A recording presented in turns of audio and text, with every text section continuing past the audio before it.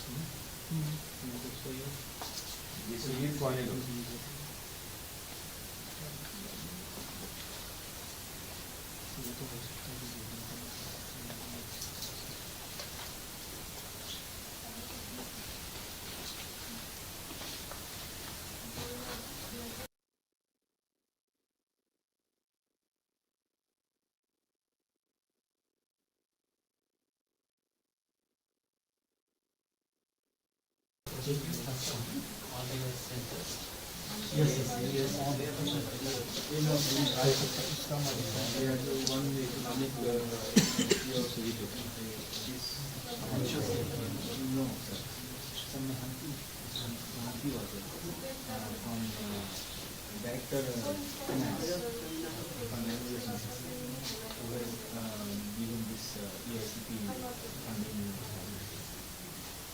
and overall we were 12 centers, 12 centers for the in Kerala it happened. Anshumali. And one Delhi professor as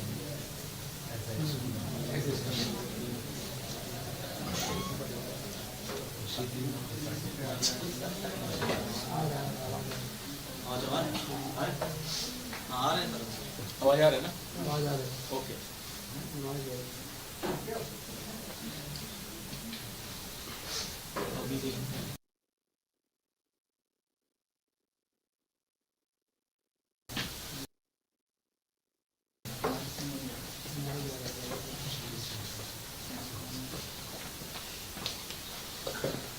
So this is a kind of experiment done by all these students only. बैठिए आप लोग please. ये mute है ना अभी?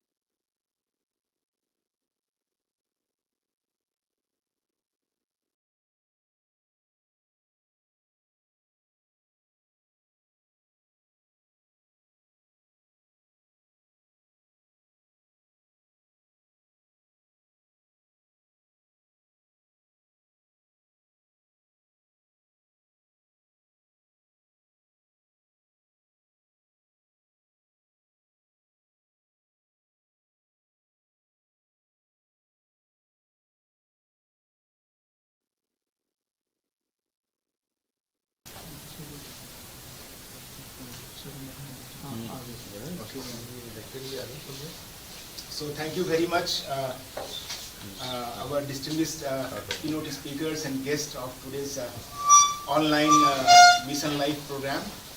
And we are inviting our distinguished Professor Vinod Tare sir to chair the days for today's talk. Our guest is Professor Ramachandra from IISc Bangalore. We will also supplement Professor Tare in Mission Life program. So Mission Life is a project funded by Ministry of Environment and Forest since 1994 at IIT-ISM Dhanbad, and we are successfully running this EISP program since then. Earlier it was known as INVIS, Environmental Information System.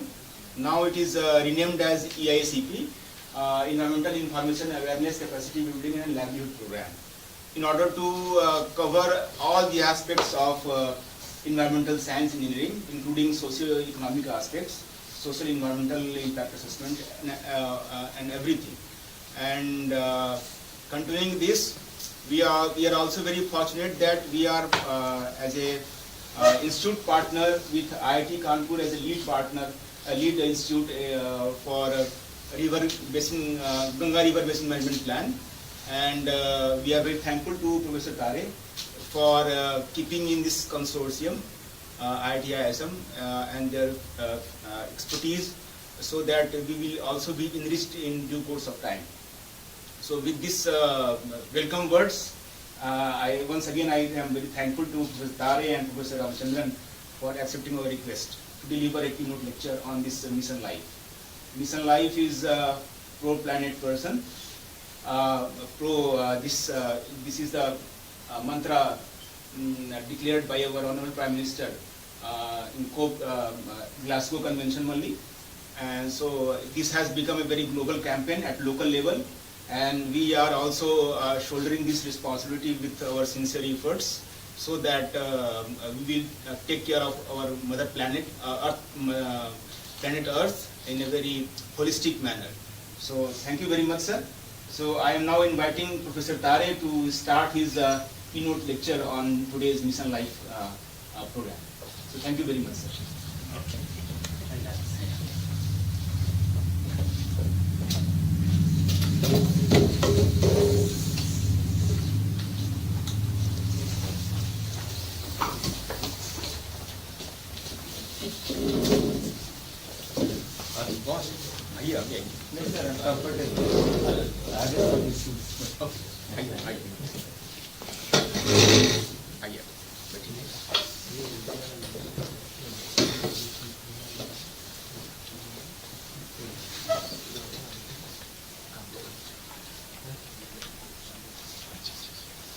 Namaskar and very good afternoon to all of you. It is my pleasure to be here.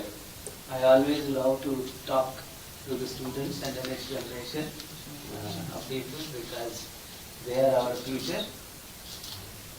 Whenever we talk about any topic, typically in IITs, we focus ourselves only on science and technology. But now we do realize that if we have to solve our problems on a long-term basis, on a sustainable basis, it is equally important to understand about the other dimensions as well.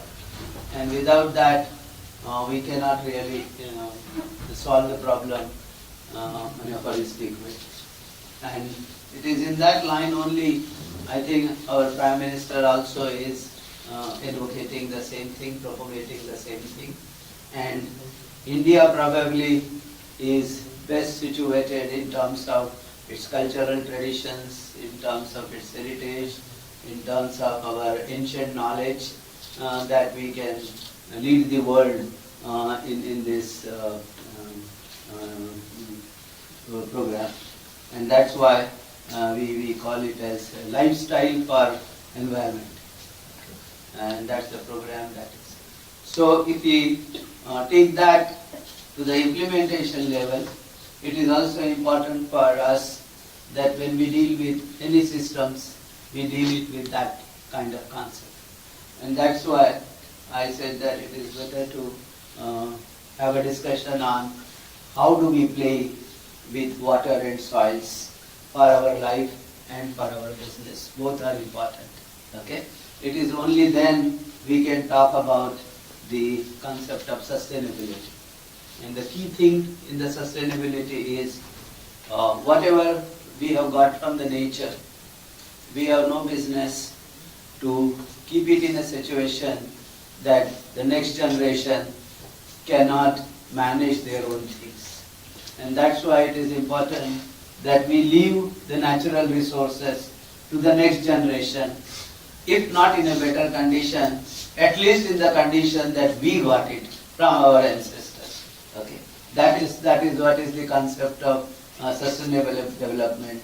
And so when we talk about why water and soil together, we will soon realize that the problems of the water come from the soil, and the solution of the water problem also many times lies in the soil. Similarly, the problems of the soil come from the water, and the solutions of that also lie in water. And that's why we have to understand that soil and water, okay, has to be taken together. Of course, we have been talking about it you may have seen many places we have a program called land and water management. Okay, but I think it is only the management jargon that we use, but we do not understand what does it mean by. Okay, and how that has to be connected to it is not only the science and technology which can make sure that we have sustainable living, but it is also important that we have to also talk about what lifestyle that we have to follow. Okay, it's very important. And as Mahatma Gandhi used to say, there is enough on this planet to fulfill the requirements of all, but not the greed of even one person, right? And that is all the lifestyle is about, right? We are allowed to use the natural resources to the extent that is required for us, but not as a greed. And this is what we need to learn. And that starts from everything, even food. Okay, what kind of food we should eat, how much we should eat. Okay, that is also part of the environment. And if we understand this properly, it is good for our health, and it is also good for the nature's health. Okay, like for example, world over now people are switching over to vegetarian food, right? Of course, environmentally, those who are ecological, because students of ecology, they understand that why vegetarian food is good for human life. Okay, it's only the greed that has taken us to eat other kind of things. Okay, so it is not good for the nature. It is also not good for individuals, and that's also the thing that is reflected in our day-to-day affairs now. The health issues that we have. Okay, many of the health issues are related to our lifestyle. Okay, and that's where our ancient traditions, ancient knowledge, literature relates us to the nature. Okay, and why our Prime Minister is also focusing on that, and how if we follow that, we have the opportunity to be world leader in all aspects, not only in terms of economics, but even the sustainability and so on. So it's very important that how do we play with water and soil for our life and for business. Okay. And it is important to understand two different kinds of elements. Okay, one side we have the water, other side I have talked about the carbon. Okay, carbon and water. There is a game that we every time play, and if you play this properly, you understand properly, I think we will be able to address the issue of sustainability in better way. Right? Water, as we all know, is a very, very simple molecule consisting only of two elements, hydrogen and oxygen. Okay?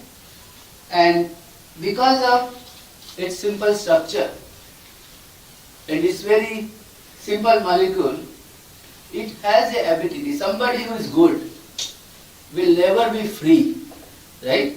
If some person is good, he will always be accompanied by many people, right? Nobody would like to leave, okay? Because he or she accepts everybody. Water is such kind of element.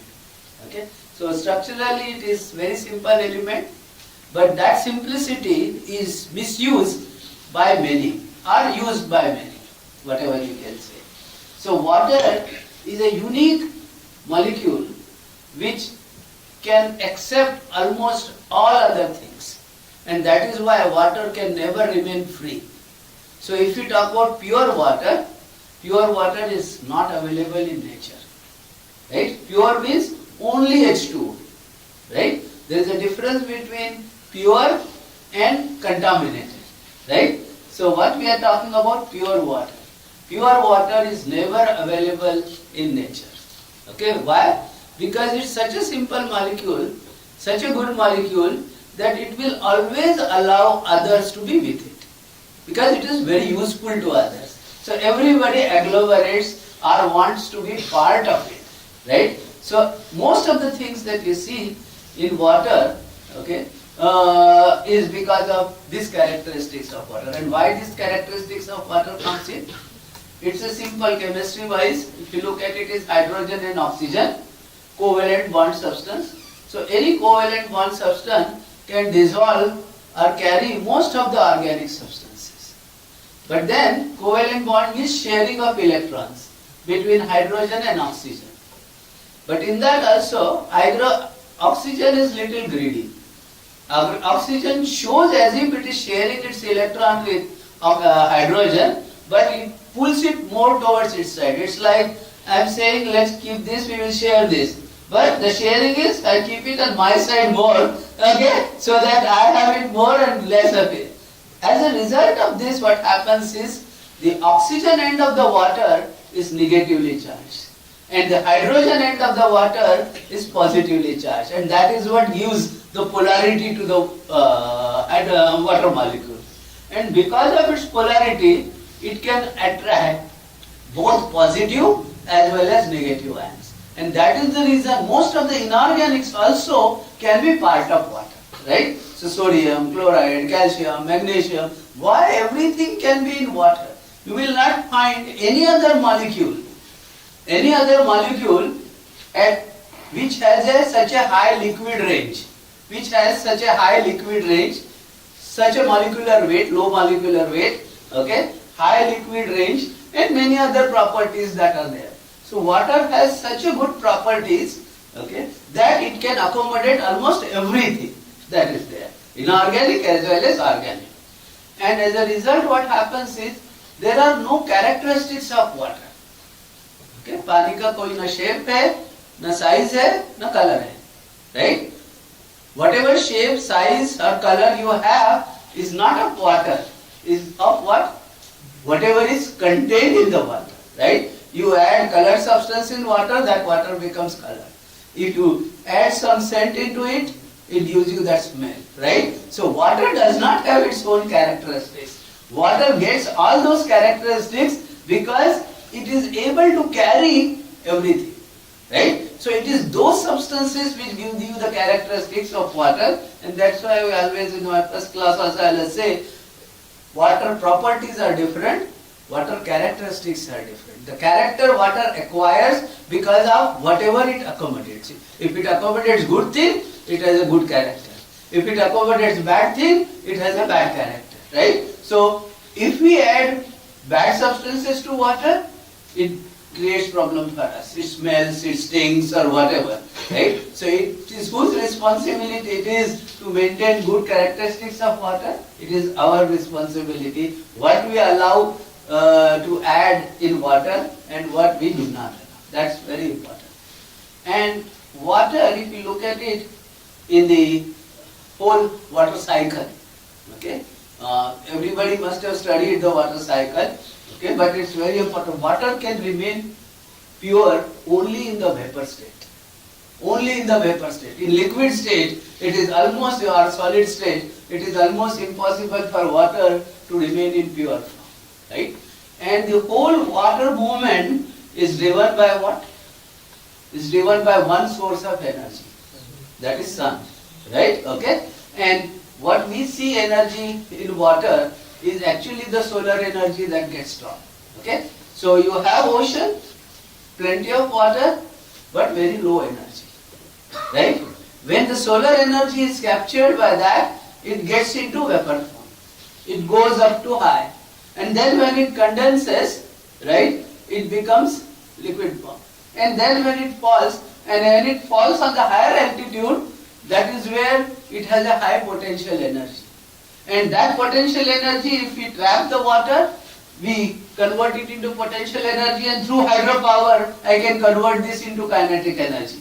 And through kinetic energy, I can convert into the electrical energy, right? So water is only used as a medium. It is ultimately the source of energy is solar cell, right? So this is what is driven by. And as water flows, in the vapor form, it is very pure. But as it comes onto the surface, between the clouds and the surface, there is atmosphere. Whatever is there in the atmosphere, it can absorb it, right? And that is how carbon dioxide gets dissolved in water. If you have other contaminants, it gets dissolved in water, and that's where the water starts to become impure water. When it falls onto the surface, and then it flows, right? When it flows, wherever it flows, whichever medium it flows, it starts accommodating everything, right? And that is why you find silt, sand, suspended solids, dissolved solids, calcium, magnesium. They are not a part of water. They become part of water because water can accommodate everything. And that is where it keeps changing its characteristics. Properties remain the same, but the character is different. The character of water in the glaciers is different. The character of water in the ocean is different. So, depending upon what it carries. Equally important, so it is very important for us to play with water. How do we play with water? That is very important. Parallel to this, we also have to have, so if I understand water when it starts flowing, I call it as a river, right? So the whole thing is river. Now many times people ask, and you also may have this question, is water bigger or a river bigger? Okay, water is a larger subject or a river is a larger subject. Okay, many people will say, no, water is a larger subject. Now it's like this, you have water in a bottle. Okay, so water with bottle is what I can define it as a river.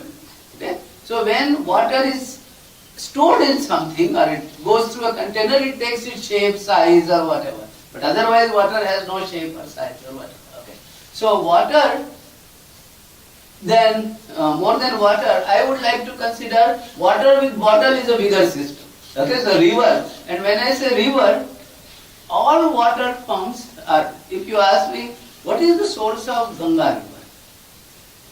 Most of us will say, river Ganga originates from Gomukh, right? But if you look at it that way, all rivers have only one common source, that is atmosphere.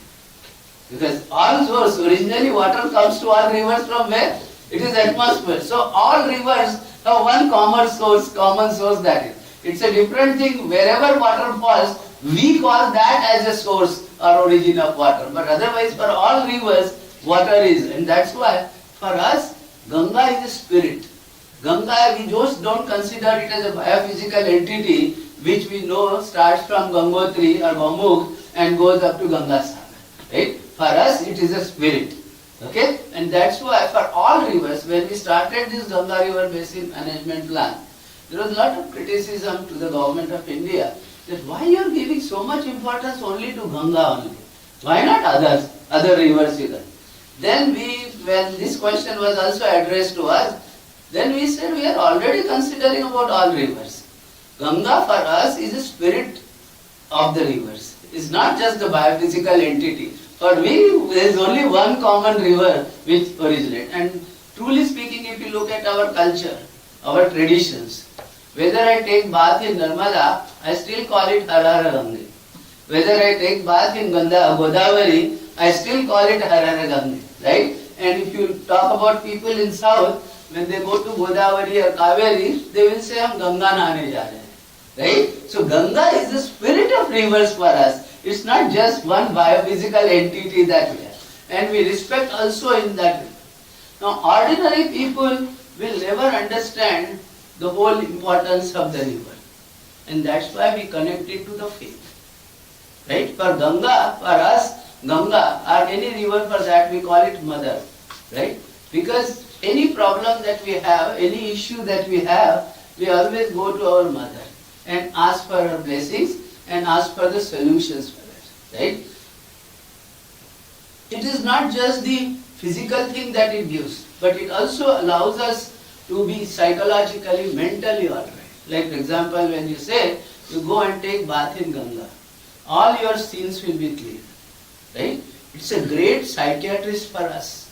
Right? Because obviously we do commit some kind of sins here and there. Right? But if I have, Yes, please continue. okay, if I have created a problem, it also creates a psychological issue to me. But then I have a way out.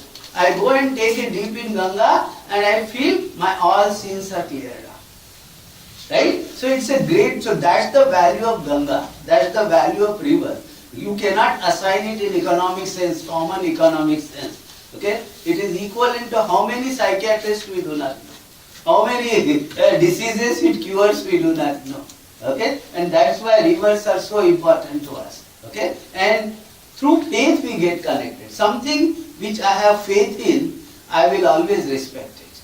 Something that I pray for, I will always make sure that it is maintained. And that's the connection that our traditions, culture allow us to do. Nowhere else in the world this kind of connection is there. And that's the reason why it's a different thing that we have started making business out of our religion. It is only when we start making business out of religion, we become a laughable stock, right? But if you understand the spirit of that, then it's a completely different kind of thing. So this is one side. So this is flow of water is what we call it as river, right? Equally important is to consider other flow. Compared to that, this element likes to interact with everything. Right? It's a very complex element, carbon. And you can have several molecules created from carbon. Right? So carbon molecules are very complex molecules. Right? You can have n number of molecules that. But then there is also a flow of carbon that takes place. Right? So I can also consider, like I consider the flow of water in the form of hydrological cycle. And one of the manifestation of that is a river. Similarly, I can also talk about flow of carbon. And if we handle these two flows very well, only then we can understand the issue of sustainability. Right? So carbon flow is also very important. Okay? Like all rivers originate from atmosphere, water comes there. Similarly, for carbon, the original, the source that is available is in the atmosphere, carbon dioxide, right? And it is that carbon dioxide, it captures energy. From where did it capture energy? Again the sun, right? Okay? So what we call it as sequestration of carbon, right? The source of energy is again sun there, right? So using the solar energy and the plants, right? That is how carbon is sequestered. But where does it sequester? In the soil, right? So the soil is very important, right? Okay? And how the water flows on the soil depends upon what the characteristics of the soil is.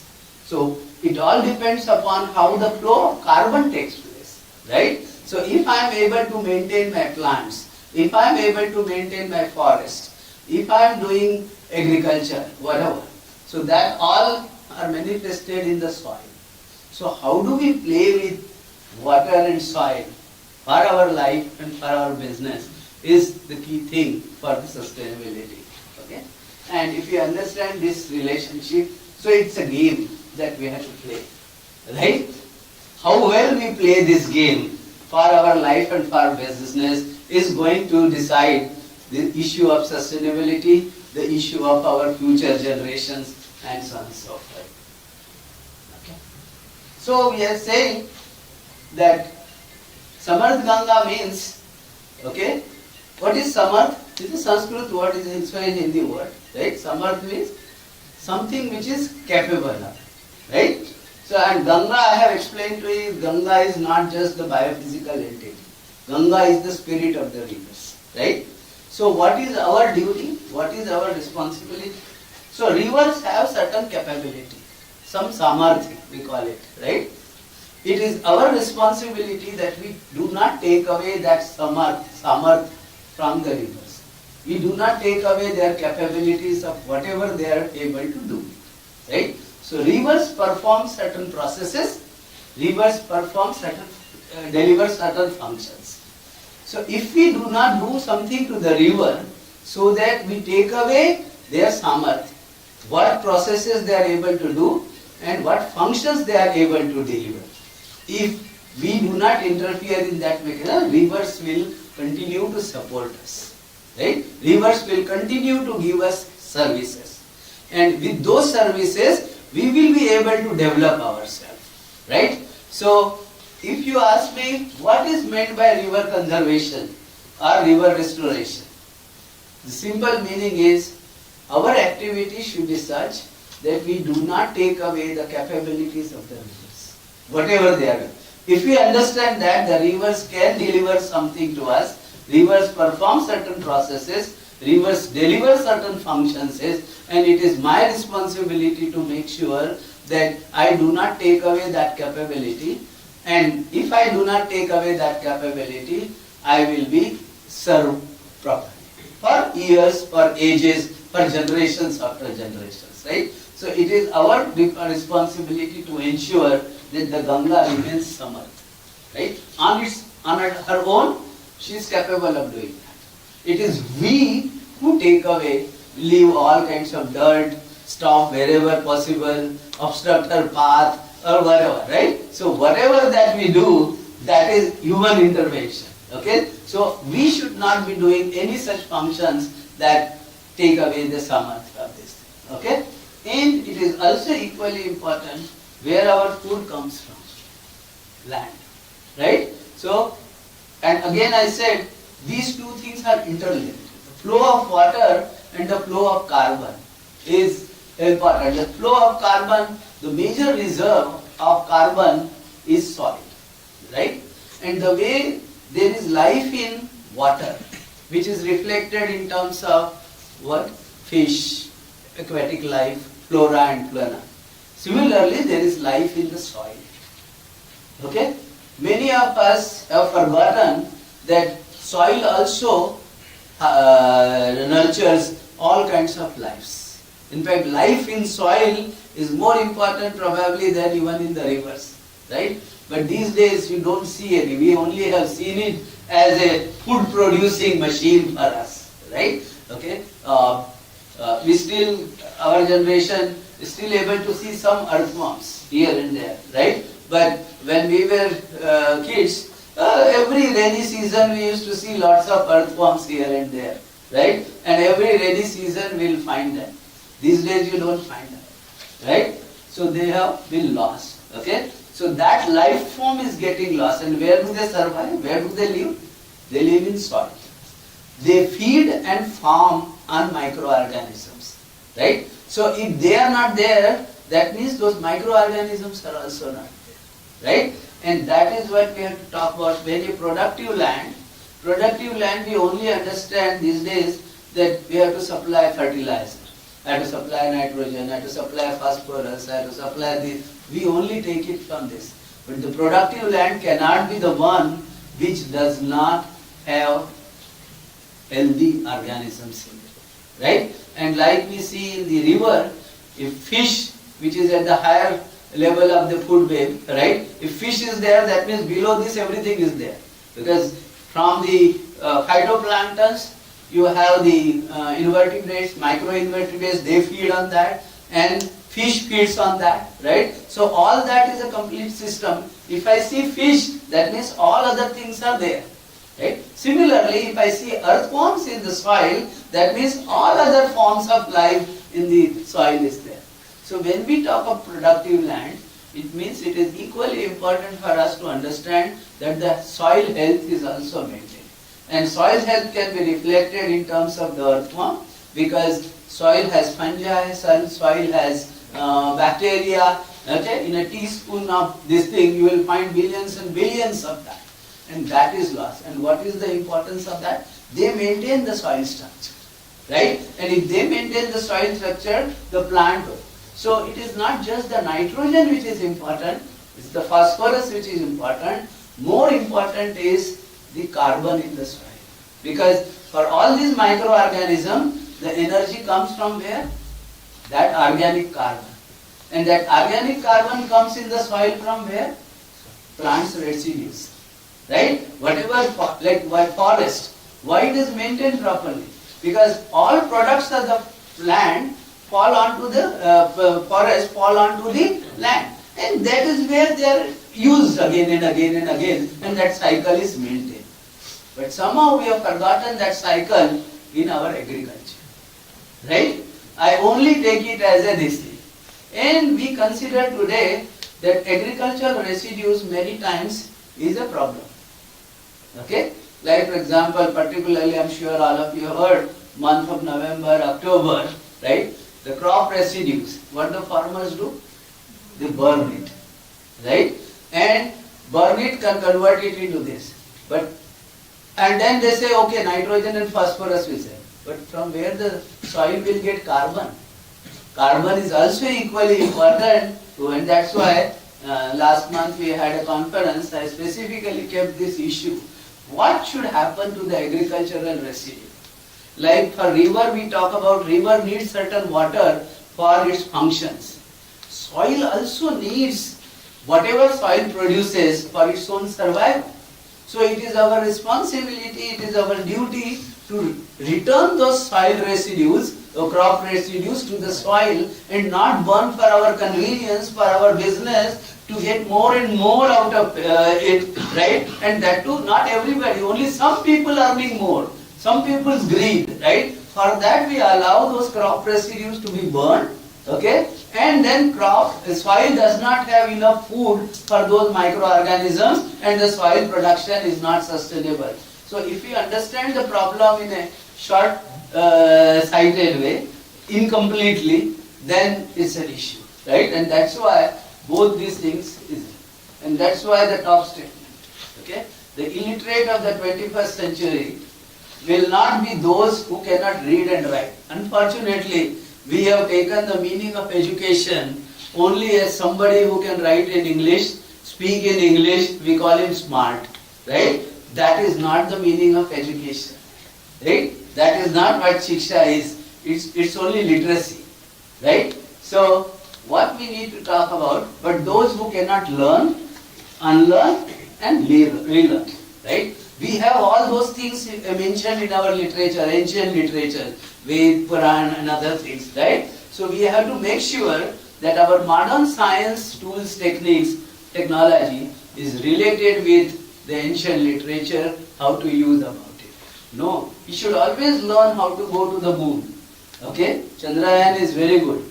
But the next question that we have to answer is, should everybody go to Chandra and start staying there?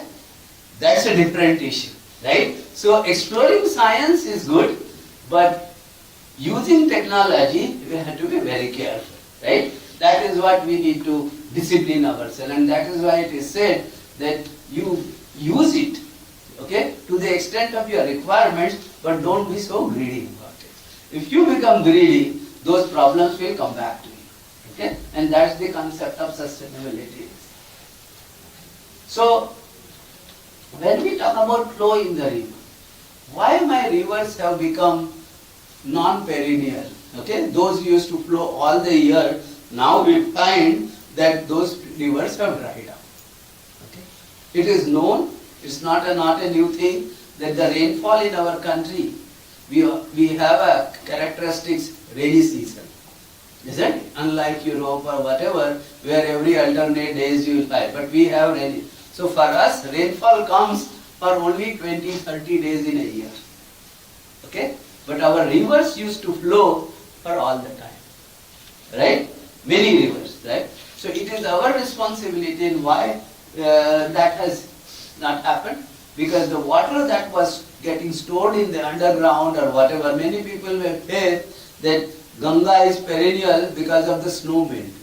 It is not perennial. If you look at the snow melt, contribution to the flow is very, very less. Much of the water that comes in Ganga after the monsoon season is what is stored underground in springs or whatever, right? Okay, that means what? And those springs can get filled only when there is a time for that water to percolate. If water flows very rapidly, comes into the channel and then flows, and that's what we have floods. Why do we have floods? So we have allowed that slow movement of the water to become rapid and then create all the problems, flood and other thing, and goes into the ocean. If we make sure, manage the water flow in such a way that that water becomes sluggish flow, right? what in Hindi we say, जो दौड़ता है उसको चलाना है, जो चलता है उसको रोकना है, और जो रोकता है उसको जमीन को पिलाना है. Right?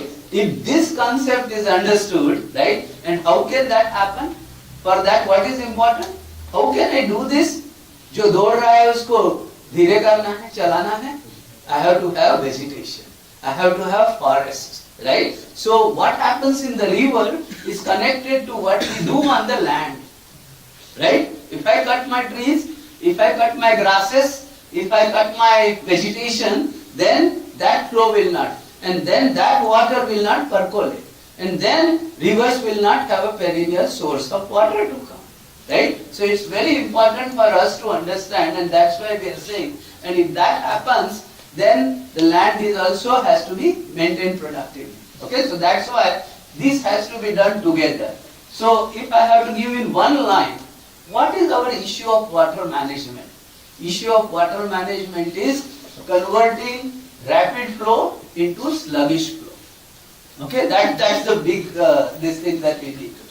And for that we have to talk. Okay, so we have talked about water and water bodies, right? Similar parallel systems we have to talk about is carbon and its flow, right? So if water bodies is in the form of lakes, reservoirs or whatever, so where is the carbon reserve? Carbon reserve is in the soil, right? And the source of that is carbon dioxide. The source of energy is common to both hydrological cycle as well as the carbon cycle, okay?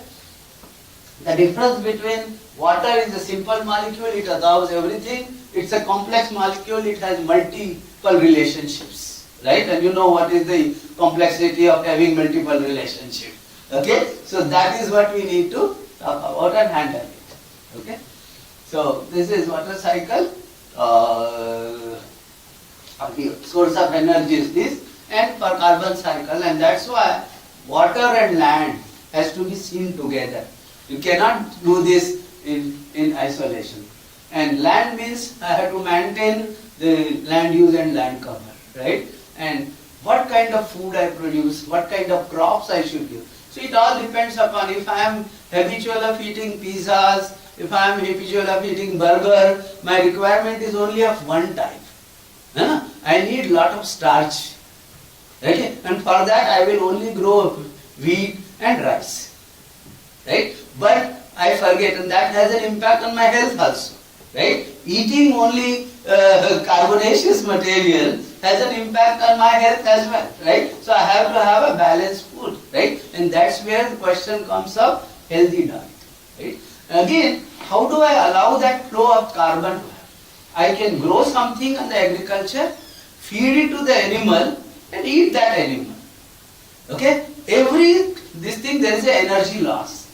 Right? So if I directly eat food which is grown from the agriculture, I can have more people surviving. But if I follow this and everything has a residue, and that residue is waste, right? If I do not manage that waste, so one is less loss of energy, and that's where it is connected to our lifestyle. What I start eating, and it is many times not just the health requirements, but it's also built up in our psychological, right? I am brought up in a particular family. I cannot tolerate the smell of fish. I cannot tolerate egg. Same person, and there is no way I have any less capabilities. Right? It's only we are told that if you don't eat non-veg, you will not have growth properly. This is not really the case. So that kind of education also we need to give to the people, and that's part and parcel of our education and also lifestyle that we have. And what Prime Minister is talking about, okay, but we tell this that agriculture teaching people will tell if you want to maintain soil, we should have rotation of crops. But that alone will not serve unless until we take in a holistic way. We also, if we create demand only for rice and only for sugarcane or only for wheat, farmer will grow only that because he gets business out of it. But if we create demand for other things and if we are ready to pay other products also equally, farmer will start growing that, right? So it is not that so we have to relate it to this, and how the demand will create. We have to teach to our people this is what is good for us, right? In our generation, in the name of sweets, we like laddus, we like burfis, we like this. These days, the kids do not like that. What do they like? They like cake. They like ice cream, right? So nothing is changed, but we have developed those habits in them. So if the same thing is done in a different way, the demand pattern will automatically change. Okay? So that is why this life for environment mission is very important. It is all aspect. If we just say economically say no, there should be crop rotation, there should be we should grow more this thing. Why will anybody grow? Unless until he gets value out of it. So we have to relate economics to that as well. And that means we have to also generate demand for that. Right? Okay? And that's why it is important that we are. Okay? So water and soil, quality and quantity both are important. Okay? We need to understand it's biophysical. So both have biophysical dimension. They also have social dimension. They also have cultural and spiritual dimension. Okay? And many of our this thing, unless until we start talking about the story, like for example, we worship trees, right? Which kind of trees are worshipped? We worship banyan tree. We worship people tree, right? Invariably for a common people, that tree will not find any value. Burger tree, the wood is not good. It doesn't give any fruit, right? And it creates lots of issues because every year all leaves will fall away, and who will keep cleaning that? Just for that, we say, hey, remove this tree, this is good for nothing, right? But we know how much value scientifically the banyan tree has. Same thing is with people. So how we are connected to that? Through our ancient knowledge, we said we worship those trees, right? Because something which is giving you useful thing, you will anyway worry about it. But something which is apparently you don't see, common person cannot see, we look at, we celebrate Nag Panchami, right? We worship snakes. When do we worship snakes? That typically comes in the month of Shravan. Shravan is July, August or so. That is the time you will find all snakes come out of there, right? And if we are told, no, you have to worship. Something you worship, you will not kill them. You will not harm them, right? So it is very important to, even though it is otherwise it is dangerous, everybody will do the same thing, but we connect that science to our faith, right? So this connectivity, we don't bring it in our education system, right? Okay, we take it as a blind faith or andhavishwas or whatever, and then we distort it also to the extent Ganesh is drinking milk, Hanumanji is crying. When we talk such kind of things, then our religion becomes. But if we really relate it to the science, and that's why it is important that if you want to do science, it's not just science and technology, it is important to relate it to wisdom, traditional knowledge, ancient knowledge, and then give a holistic picture to our generation so that they understand in a holistic way. And that's what the education, when you start talking about environment to the kids, this is how we need to bring in. So all dimensions are very important. Cultural dimension, economic dimension, political dimension, and ultimately they are all related to health and health of water, bodies, whether it is health of rivers. What do we mean by health of river? What do we mean by health of soil? That is what we need to really look at. Okay? So it is time for us to pause, just not look at science and technology, advanced tools, okay? But how do we use them, right? So that we make the things in a better way. Okay? So question that we need to understand is, do we understand science and technology of water and soil? And if we do understand, are we in a position to communicate that to everybody? Right? So it is not only understanding, but also informing our concern that this is what is the science and technology of water and soil is. And if somebody understands that properly, we will be careful always. Okay? So that's our job. And if we have miscommunicated for some time, are we prepared to change ourselves? These are the questions that we need to actually address, and for all this, it is important that we come and talk to each other. we communicate with each other. When we have a conflict, when the limited resources are available, if we communicate that properly, nobody is unreasonable, right? If there is limited food available, you and me may not be talking also, but if you come to know I have not eaten for last 10 days, you will say, well, right? So this communication is very important. Who has eaten and who has not eaten? Who has less and who has more? Okay? Should we allow that kind of thing? Okay? Nobody is expecting that everybody should be Adani and Ambani, that much rich. But what people expect is, I should have something to fulfill my this. And if that is there, there will be no crimes as well. The crimes originate only when people do not get bare minimum for what they require. Right? Only the crime. So you can understand how all dimensions are related to each other. Whether it is terrorism, it comes only when we have tendency to take possession of entire resource and not allow others to use even a iota of it. Okay? So this is also very important. All other dimensions are very important. I'll restrict myself only to Samad Ganga, and these are the 5 pillars that we have talked about. That any river means it must flow. Right? If you ask any kid, would define river. Okay, or what is river? He said, जो बहती है वो गंगा, जो बहती है वो नदी है. Right? So the foremost important thing for a river is it must flow. Right?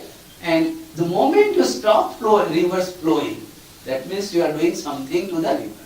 We have to be understanding that. And Nirmal Ganga means the quality. Again here we get confused. Nirmal Ganga does not mean water to be of drinking quality. Right? Nirmal Ganga does not mean that. Nirmal Ganga means the water quality of the river at that place should be good enough for indigenous aquatic life, flora and fauna to grow.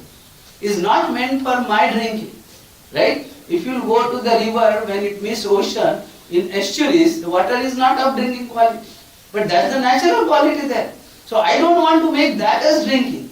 Moment we keep those objectives, then it becomes impractical. Right? So what it means is, Nirmalta means water should be good enough for indigenous aquatic flora and fauna, riparian vegetation to grow, not for drinking purposes. But somehow we have lost those things and our central pollution control, that's the fight we are having constantly. You know, why have you kept such standards? Right? Why water quality should be of this? Why should it be coliform less than this for the river?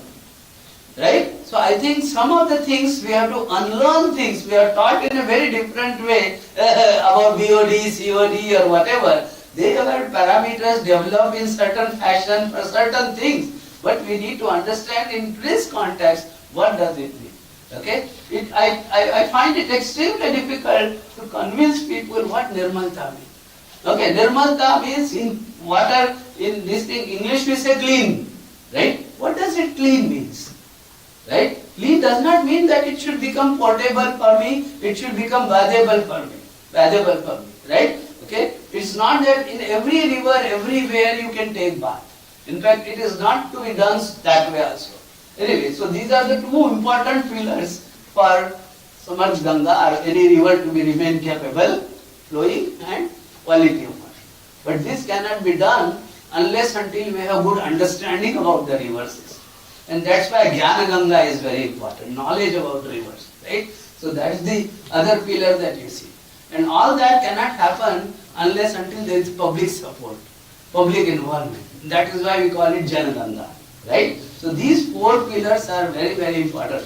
But the most important is the central pillar, is the Earth Ganga. Right? The economics of river. Earth means economics. Right? But Earth has also meaning that spirit of it. Right? So we take Earth Ganga not only from economic point of view, but the spirit of the river.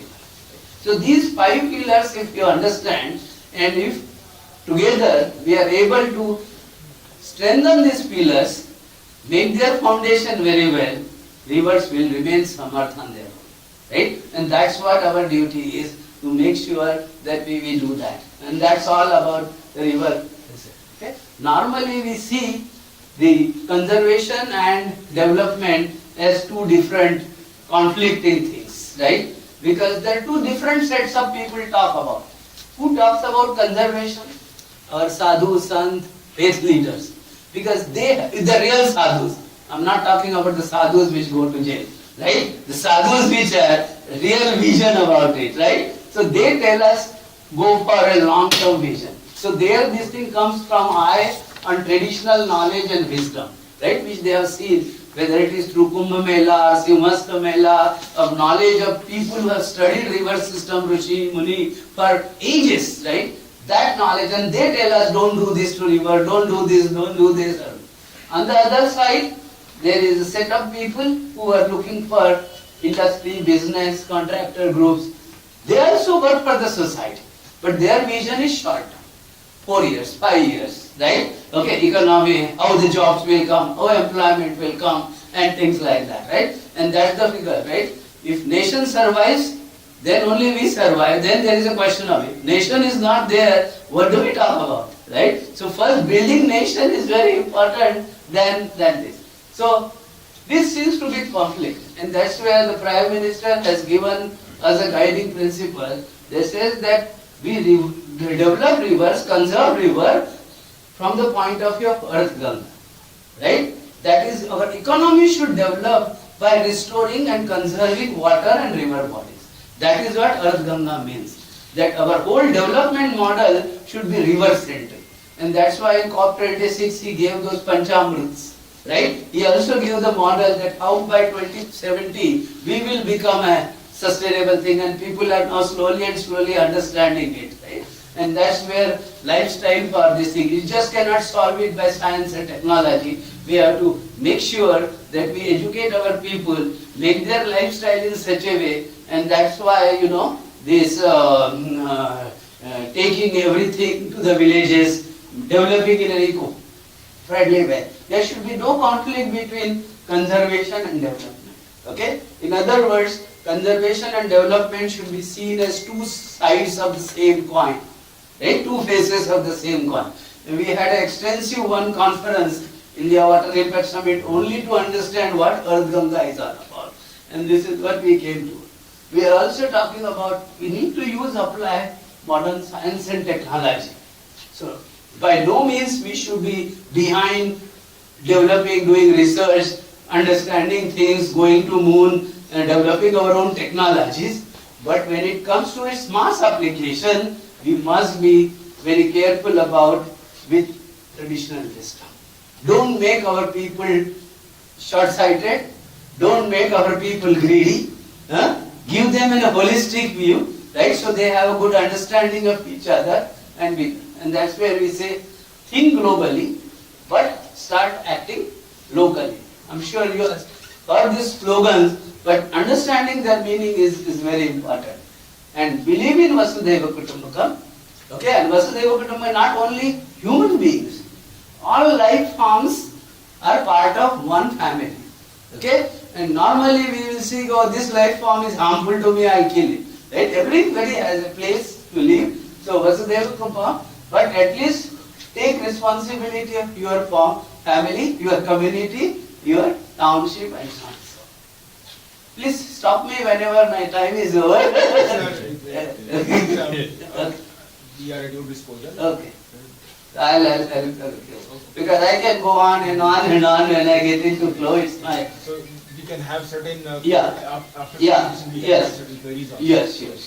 So I'll. Okay. So for anything doing, we need to have motivation, and motivation comes from us. What? You have to have a faith, right? So faith, belief, or faith of what?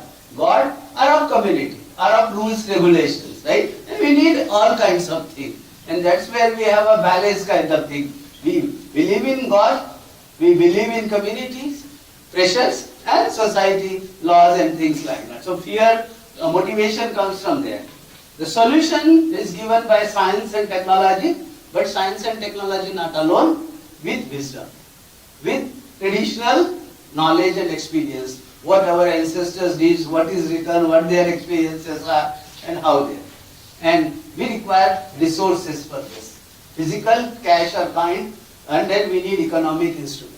So if we want to talk about making restoration plans, policies, we have to see all this stick together. A scientist cannot just develop policies, right? He has to have interaction with other things. So that's this. And that's what we have also adopted in our approach of cGanga, Ganga River Basin Management Plan, that it has to be applying modern science, new technologies, but with traditional wisdom. Okay? Jnanadhara plus knowledge available in the people. That is very important. Okay?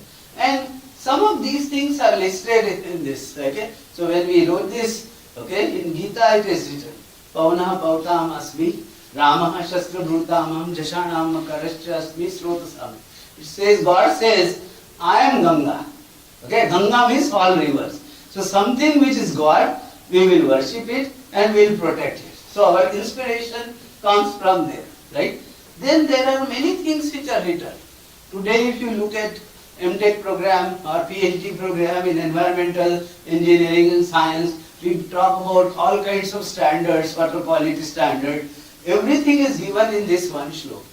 Gangam Punya Jalam Prapta Chaturudasha Vivarjaya. 14 actions are prohibited. And prohibited means prohibited. Now no dilution is allowed there, right? And what are those? The top of it is Shaucha. You should not be sending your waste to rivers, right? That's prohibited. But what we have done, we have understood it a mixed concept from Western Indian, and then we have brought out the standards of BOD of 20 or 30 or whatever. What does it mean? Add lot of water to a shit and let it go. It is permissible. That's incorrect way. And we blame the local people. Villagers will never do this. Even if they are doing open defecation, they are doing this on the soil, which never goes to water directly. Right? But what we are doing in the name of modernization, that we create toilets. Does anybody worry about what happens to what you flush out of the toilet? That's behind you, and that's why all our rivers in urban centers, why they are bad? Because of this practice. And more water you use, more efficient these systems are. Okay? If I have 5 liters of flush water, it doesn't clean properly. But if I push 100 liters of water, it cleans very well. And it meets my standard also of BOD because so much of dilution. Should we be doing that? So who is uneducated? A villager or we urbanites are more uneducated? Right? But we call that. And then when we talk about subsidy, who gets the subsidy? We don't pay for our sewage treatment plant. What do we expect? We expect central government to fund for sewage treatment plant. From where the central government funds? From our taxes. Who pays the taxes? Rural people also pay, urban people also pay. So if their taxes are used for our creating STP, who is subsidized? The rural is subsidizing the urbanites. Right? But if a subsidy is given on something, we shout. Why should it be given that? So this is also the complexity that we need to understand. Who is subsidized by what? Right? But we don't want to pay. No, government should create STP. Government should create sewage line permit. I am using the comforts, right? Because I want to defecate just next to my bedroom.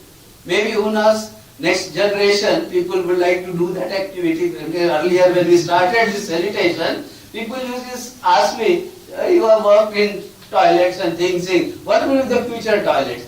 I said from science and technology point of view, you will even expect me to develop a toilet because we work very hard, we have to go to the nightclubs, we come late, we have to get up in the morning, we don't have time, so these 10 minutes we want to save. Okay, so you develop some technique which we can do it while we are sleeping itself. Technology wise it is possible, but you have to pay for it, right? But if you are ready to go walk 50 meters or 10 meters and have your toilets outside and do it, the problem will be different. The investment will be different. But if you want to do it close to your this thing, then be ready to pay for it. Why do you say somebody else should pay for it? Right? We are ready to pay crores for making a house, nice house with all marble flooring, but wastewater treatment, Somebody else should do it, government should do it. Why do you need that subsidy? So this understanding also has to be communicated well to the people. Who is subsidizing what? By asking for such kind of policies and things like that. So that's very important. And if you look, all the 14 actions, even it says Nirmalyam, your floors, puja samagri, you are not supposed to throw it to this thing. But our modern gurus are so-called pandits, right? What do they say? बेटा ये सब इकट्ठा कर लो, इसको polythene में भरो और नदी में डाल के आओ. हमारा रिलीजन नहीं कहता है ऐसा करने के लिए. ये जब हमने रिलीजन का धंधा कर दिया तब ऐसा हुआ, right? Religion does not say puja samagri should not go into the river, should not go into the water body, right? All these things, whether it is throwing your hairs or removing your wealth, going and taking deep into the river for your psychological thing, not for your physical dirt, right? So all things are prohibited, okay, in this kind. And these are also precautionary measures for human beings to be safe. So it is to be safe for river, it is also safe for human being, okay? And you take it this, all standards that we talk about BOD, COD, we don't require this if we follow this slok, right? One slok, and it's not a new thing, it is from Brahman, very old literature, right? That's why we say it, okay? Similarly for many other rivers, like we say this slok, Tribhi Saraswatam Toyam Sapta Henatu Yamnam Sadhya Punnati Gange Darshanadeva Nami. For Saraswati, if you take 3 days bath, Yamuna you take 7 days, Ganga में just 1 डुबकी, and Narmada के लिए बोला है ये दर्शन मात्र only will do. This is all considering the geology and conditions of those rivers. Narmada mein, if you do what you are doing for Ganga, if you do in Narmada, Narmada will be nowhere. Narmada geological, it's not safe for people to go and take deep in Narmada. So it says you just take darshan, that's good enough for you. So if you connect these kind of things, you will be much safe, right? So when we want to make a plan, you have to have an overview. So we see it from the top. But if I want to implement it, each and every small drain is important for me to regenerate. So if people start taking care of the drain or the nala, which flows from this thing, Ganga will automatically be taken care of. We don't have to make a separate plan for Ganga. That's the kind of strategy that we have. Okay? And we can have a simple solution. So when we talk about taking treatment of it, we have to understand some treatment we have to do it because of our lifestyle, which is what we call it as sewage treatment. Some can be through natural or simulated natural. Some we allow it for the rivers to take care of it, right? And then some, when it is required for our use, we take the water. So this water that I want in river, not for my drinking purposes, okay? But to be acceptable as a source of water, right? The quality there, who is living there? The living there is the flora and fauna. So the water quality and flow should be of that flora and fauna, not for my requirement.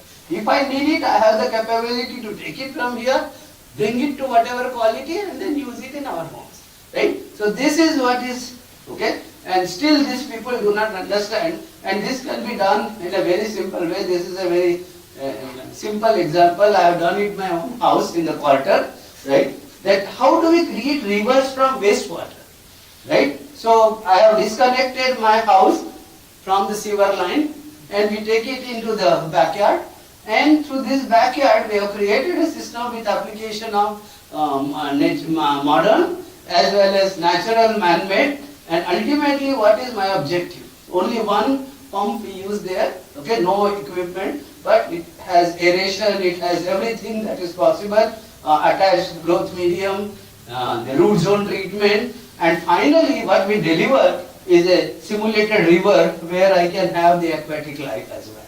So the fish and turtle is surviving there. That is all I need to do, right? It can be done at an individual level, it can also be done at a community level. And that's the concept of decentralization, right?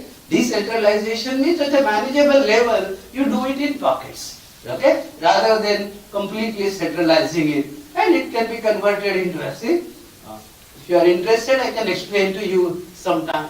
Okay, the details of it, they are also available. So what is most important in the whole river basin management, invariably this is a cyclic process as is shown here, but we forget the first three things of it, right? Develop understanding, communicate that understanding, and when you communicate, then negotiate, because we are dealing with limited resources. So we have to come to the table and negotiate. But negotiation can happen only when there is good understanding. Otherwise people keep to their stand and there is no negotiation that happens. Okay? So we need to have a evidence base, and now we are spreading this to all the rivers. So all the slogans that our Prime Minister gives, it is our duty to make sure that deep meaning of that is conveyed to each and everybody. That should be part of our education system. Okay? The same issues we have with the land. The land is getting desertified. Then we need to make sure that how it is done. And it is in that context I was mentioning the way river has a right for its water, soil has a right for its organic carbon. Right? We must return it. There is no issue. Compost is very slow. It takes time. Those arguments, it's not just only quickness that we deal with. Okay? And then we have to do it. And soil means we have to understand what is soil health. It's not just physical chemical parameters, but also the biological parameter. That is it. Okay? And then finally, see this as a thing and see your lifestyle in that concept. Time is never sufficient, but there is always a limitation of this. So we have to understand that. Okay?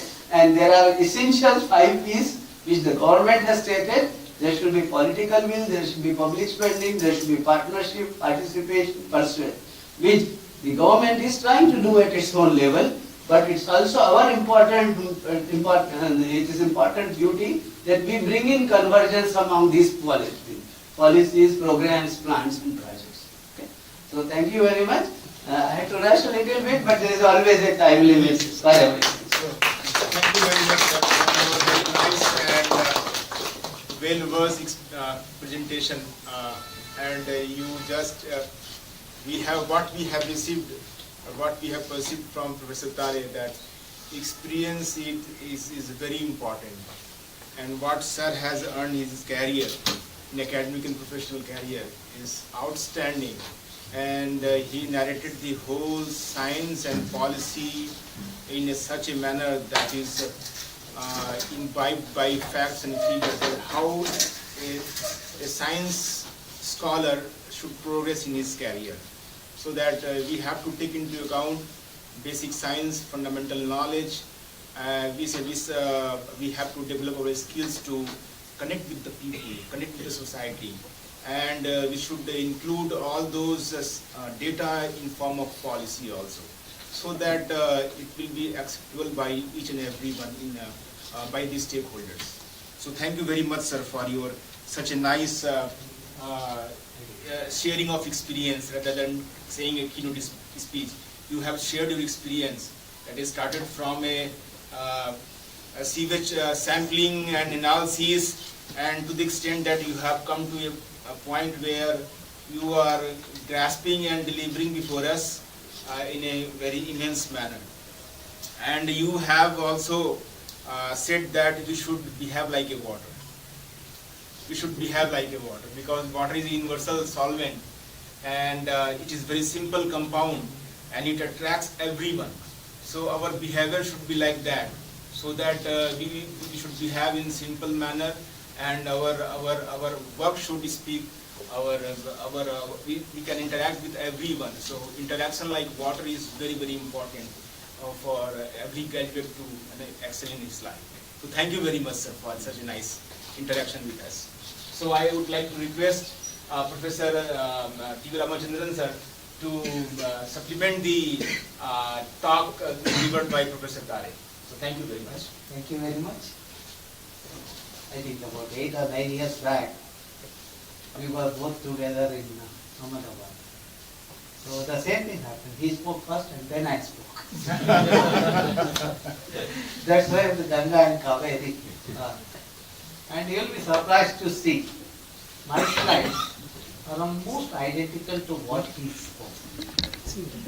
So he talked about phytoremediation, okay, he talked about how to manage the water and what should be the integrity, etc. and literacy. I will also supplement that and also complement what he said.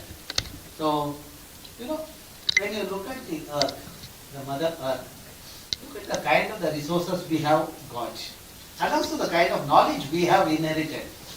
Our scriptures talk about the diversity of life.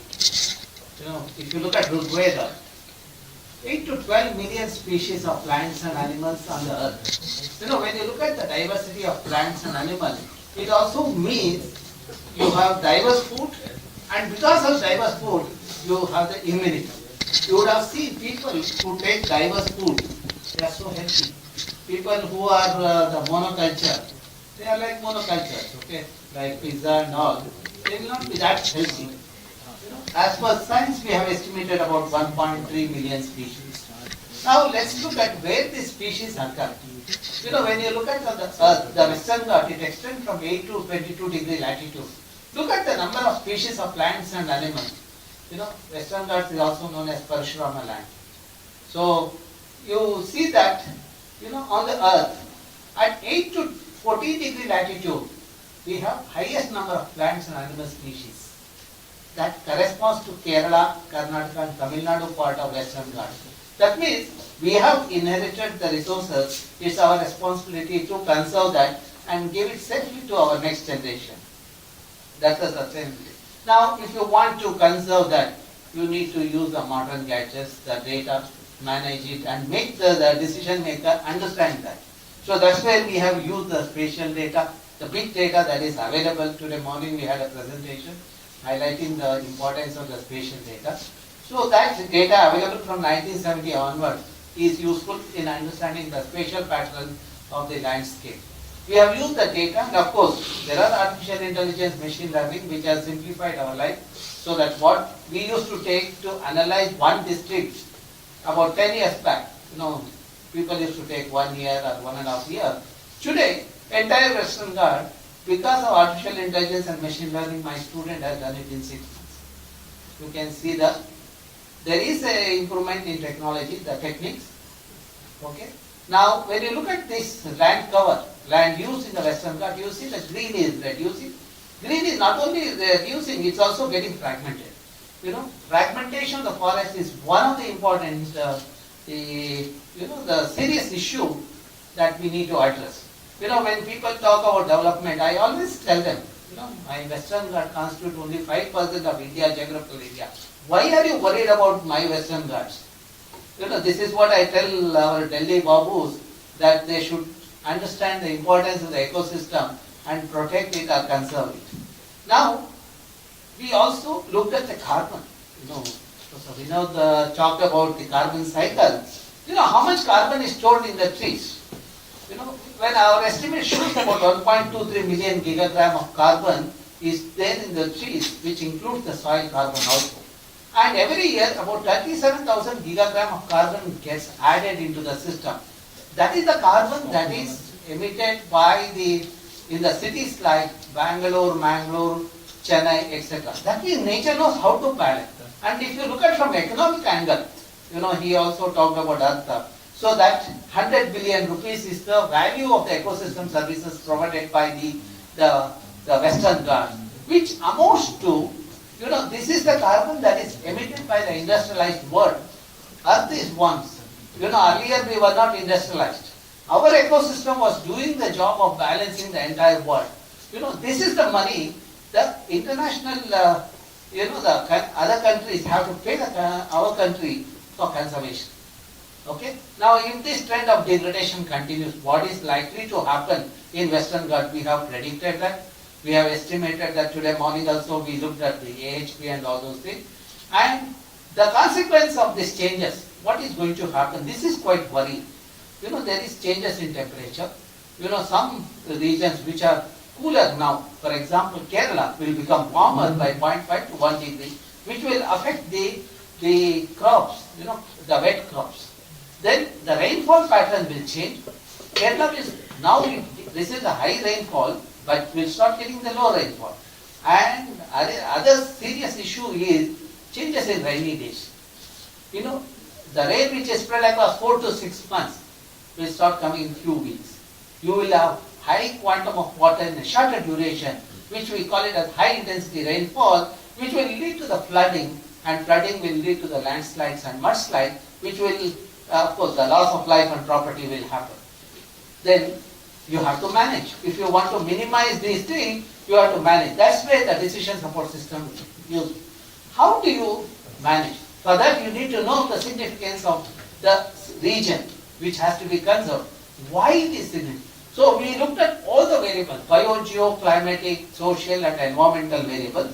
You know, all those things, we integrated at the grid level. We divided the entire Western Ghats into 5 minutes by 5 minutes grid or a 9 kilometer by 9 kilometer grid. For each grid, what are these variables? And we assign the weight for the variable depending on the level of significance. And based on that, whichever grid has got a higher mark, we gave it as ESR1, ESR2, ESR3 like that. So now, for example, forest cover is there. You just take the data to the grid level, the remote sensing data gives them, and then assign the weight to the grid based on the level of significance. If forest cover is more than 60, you assign weight of 10. Like that, depending on the scale, we have assigned the weights to the grids. Similarly, we looked at the fragmentation level. Wherever continuous forests are there, we have assigned higher weights. Then this gives the flora and fauna distribution. Because my group is working in Western Ghats for the last 2.5 decades, we have compiled the information for the entire Western Ghats from Kerala to Gujarat. In fact, you may not see me in Delhi or Bangalore, but you will certainly see me in Western Ghats, in one of the villages or something, wandering in those regions. That's how we have collected the data, that's how my students have done it. And these are the endemic species, that means the species that occur there, it occurs only there, you don't get it elsewhere. Okay? Then this gives the carbon in the Western Ghats and corresponding weight. Now when you look at the occurrence of animals, you see that Kerala and Karnataka have the higher endemism of animals as well as the trees. That means those species which are endemic, which occurs only there, occurs there only. So that's where, it maintains the balance in the system. Now, we integrated all these things, all these variables. Then based on that frequency occurrence of those things, we prioritize the grid. The red ones are the ones which are highly ecologically sensitive. Green one, 2, and this is, the light green is 3 and blue is 4. Now, I said that Western Ghats constitute only 5% of India's geographical area. And my ecologically sensitive region in the Western Ghats constitute only 40% of this 5%. That means only 2% of the area has to be conserved for the next generation when we talk about development. But unfortunately, looters of today, there is a word called loot. Their agenda is to loot the forest in the name of development. That's where they look at this natural resource region and they come to us with a brand that is the development. That's where we have been vehemently opposing some of the things. We want development, but not at the cost of losing the water or the medicine. Now, if you want to do this, then we also thought that we should have a decision support system. You can visualize, this is available online. I tried to configure my system for the network here, but unfortunately the password given doesn't work for my system here. So, those of you who have this can access the website. It gives the eco-sensitive region at the grid level. You can also click at the village level. And if you want, you can visualize the state, district, taluk or the village. That means if you want to know whether your village is ecologically sensitive, you should be able to find out. And also why it is ecologically sensitive. And what criteria it is ecologically sensitive. And what is the data we have used. I have put everything online. See, the country has to progress or prosper. It can happen only when we share the data. That's what people of my generation should not hesitate to share the data. So that's what we have done. I hope this becomes a model for the other researchers in the country. Then we launched this on July 14th of this year. Look at the number of hits already. This is 4,956 about a week back. Today, if you look at it, it's 6,200. And for people to understand the importance of this, Vinod also talked about communication. See, we also thought that this details should be available to people in various languages. in that region. We did that. And also we thought that today's world is like more with the videos and all. We thought let us have the videos also of this presentation in various languages. See, if you want Malayalam, you will get it. If you want Hindi, you will get this one, the significance of it. Then after I launched that, within a week I noticed there was a question in the parliament about this. That means already message has reached the destination. That's how you should take the science to the policy level. And then a committee from the ministry come to my lab asking for the details. I did the presentation. Then next day they went to the Karnataka government. They told the government of Karnataka, there's already a tool which tells which are the villages ecologically sensitive. You have to just agree to that. And also the importance of that work is that also highlights the carbon services by the forest. And you will get a credit for that, carbon credit, the money to the government. Then immediately government of Karnataka next day announced that we have accepted the committee report. That's how changes can happen. He talked about policy, plan, program. I am just linking all those things. Okay. Then some people wanted it in the Android version. We just developed the Android version. And then this is the QR code. You can just scan this so that you can see that as I speak.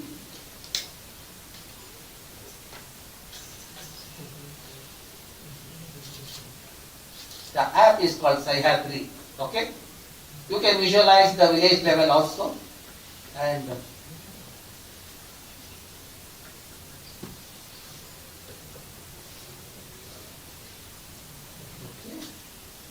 shall I continue? Okay, now you understood the importance of Western Ghats.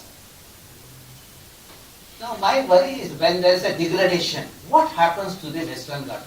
My problem is the water which was flowing earlier will not be there. This is in 91 when I was a student, and today you look at the situation, the same day, same month, I don't have the water. That is where, the ecological functions, whether it's a water cycle or the nutrient cycle, it all depends on the landscape structure or the ecosystem structure. How the ecosystem structure, depending on that, you have the result. Now, if you want to understand this, so I will take you to the river basin. Sharavati river basin. This is in Western Ghats, one of the river basins. We constructed a dam in 1965. When we constructed a dam, this area becomes submerged. When it was submerged, the people in this region, 179 villages, we ruthlessly evicted them from there. At that time, there was no worry about the humans and all. Country wanted to develop, they said, we were quite ruthless at that time. EIA was not. So then, what happened? The people were pushed to the drier belt. They couldn't practice the wet cultivation. They waited this dam work to be completed. Now, after 1965, they came to this region. There were forests. They converted forest into agricultural land. And today, that agricultural land has become a degraded land. Now, you want to understand whether there is any change in any of this rainfall or the water availability. Now, today we have 123 years of rainfall data. Just download that data. You yourself do the analysis. Divide that rainfall into two time periods, 1901 to 1964 and 1965 to today. Why 1965? Because the dam was constructed in the commission in 1965. When you analyze this entire region before construction of the dam was receiving the rainfall of 3,000 to 4,500.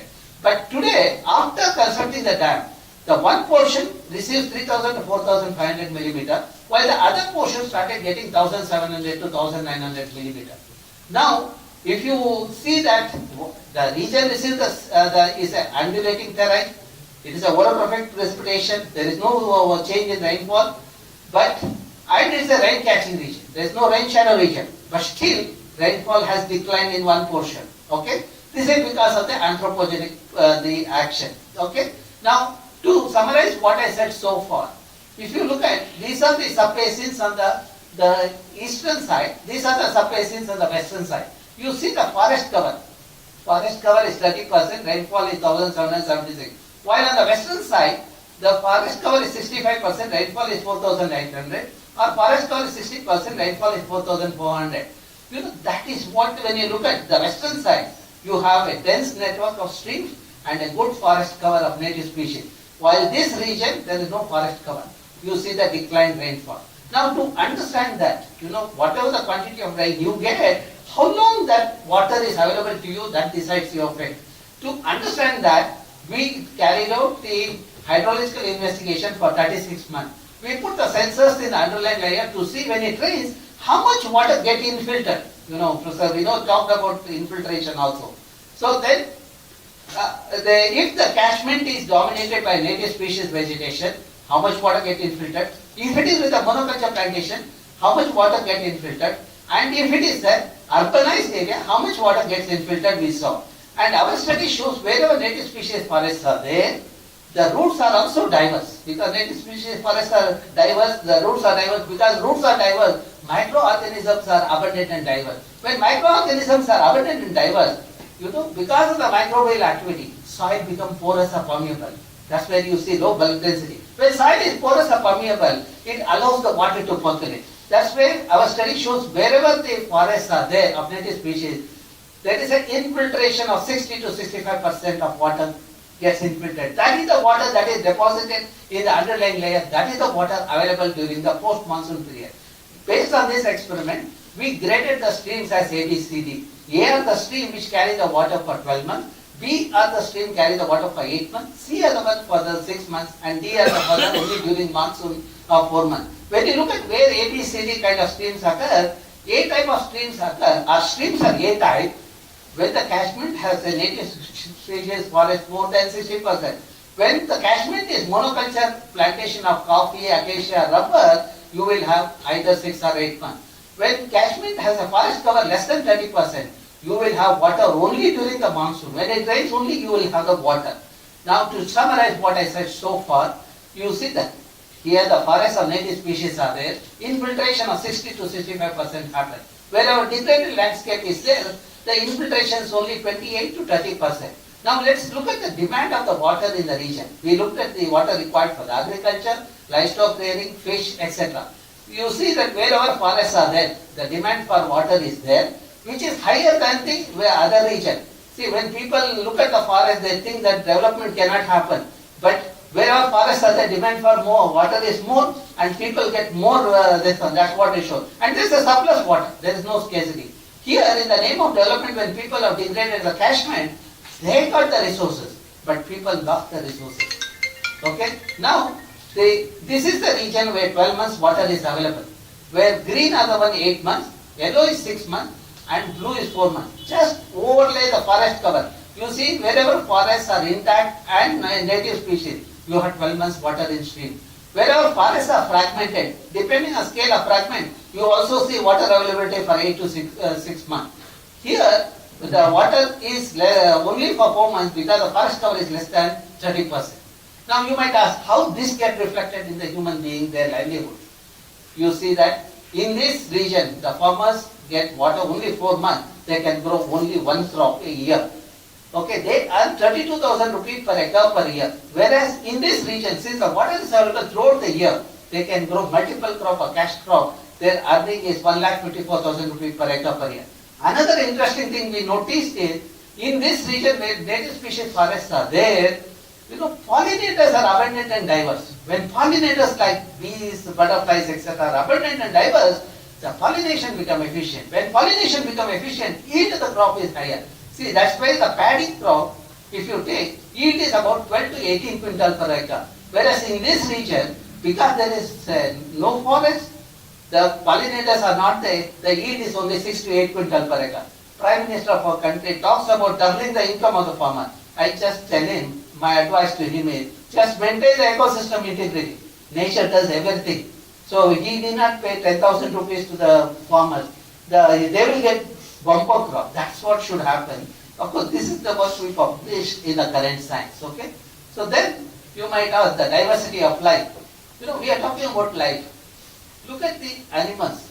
This gives the distribution of various animals like sloth, bear, tiger, etc. They are all there where water is there 12 months. Where water is not there, only the two-legged animals I have seen there. So now you can see where the two-legged animals stay and where the other animals stay. And importance of this ecosystem, we described these two new species of fish. Cistoron agardiensis charade. That also has a medicinal property. It is used for respiratory diseases curing. I thought that, okay, I can become a billionaire. I got those species to Bangalore, I cultured it in my lab. But that fellow didn't give the medicine to me.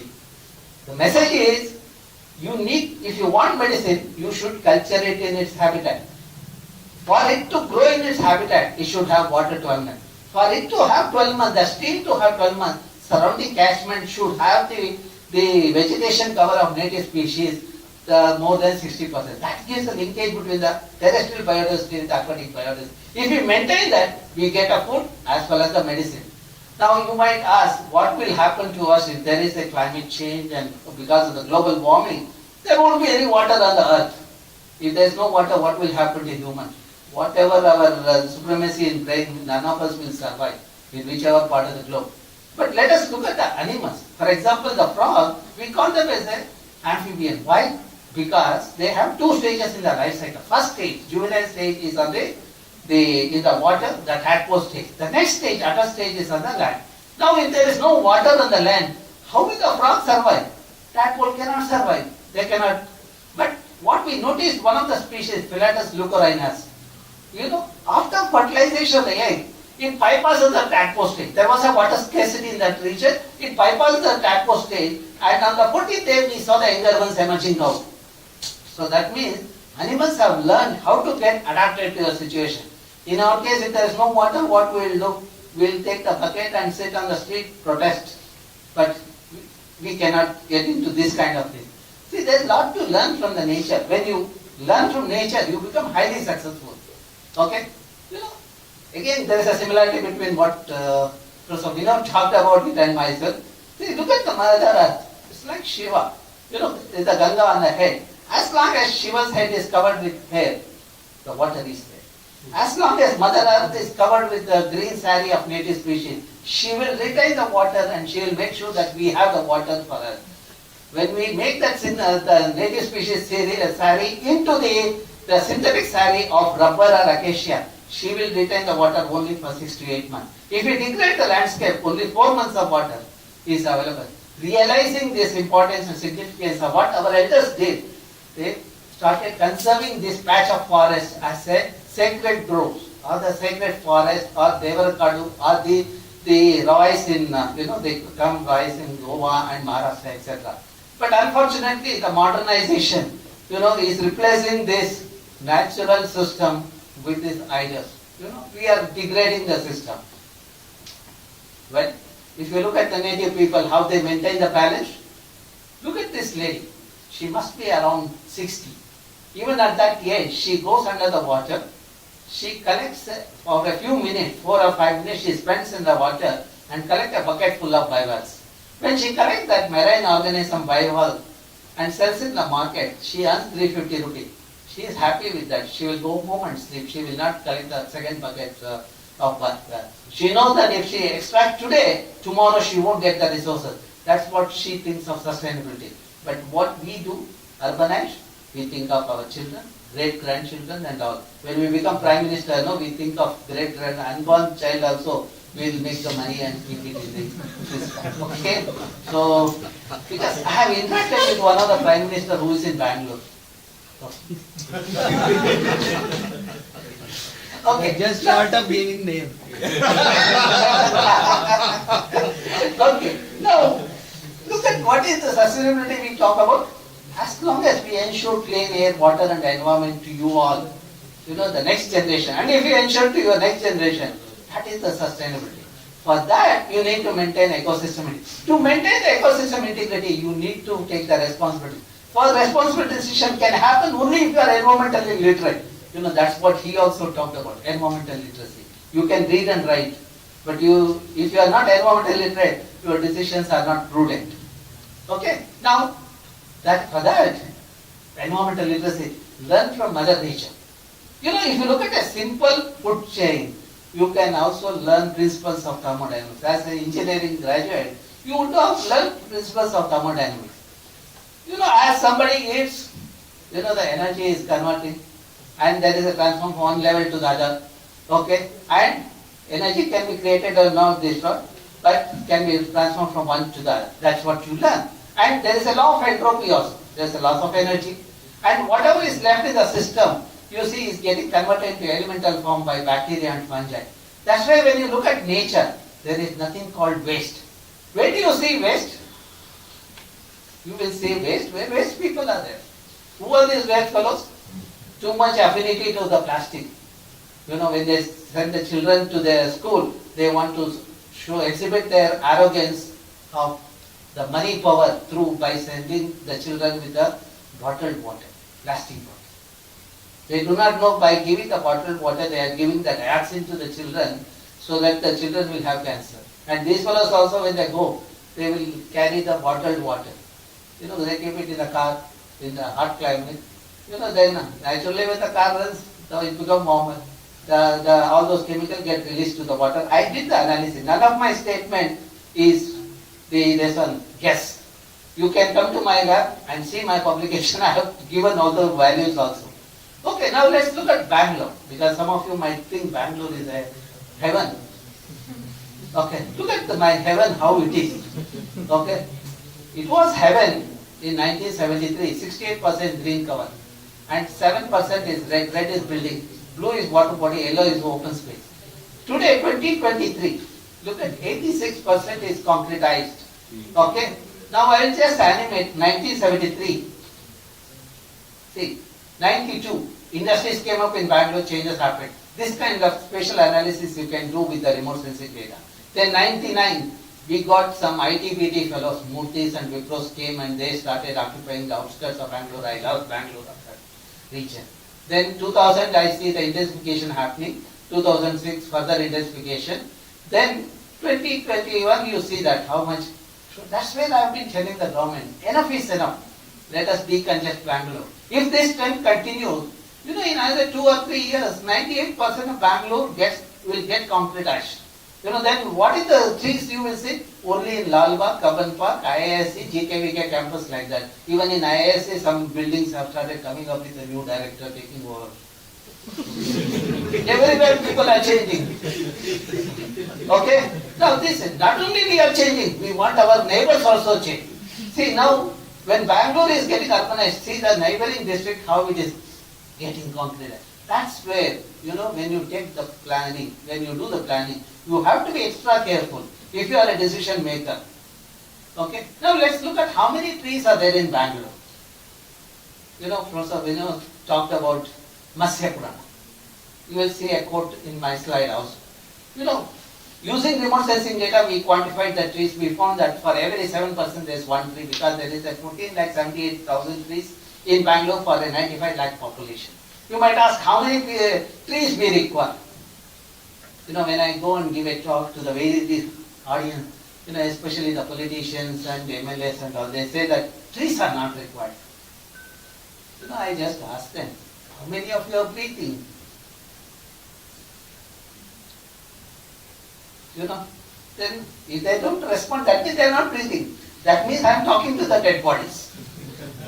So if you are breathing, then they are giving out a carbon dioxide to an extent of 540 to 980 grams per person per day. 980 grams when you are in, 540 grams my age.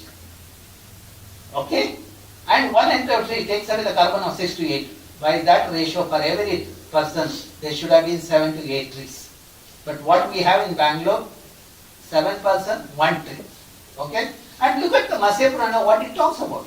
You know, I looked at the Bible also. Bible talks about nature conservation at least 320 times.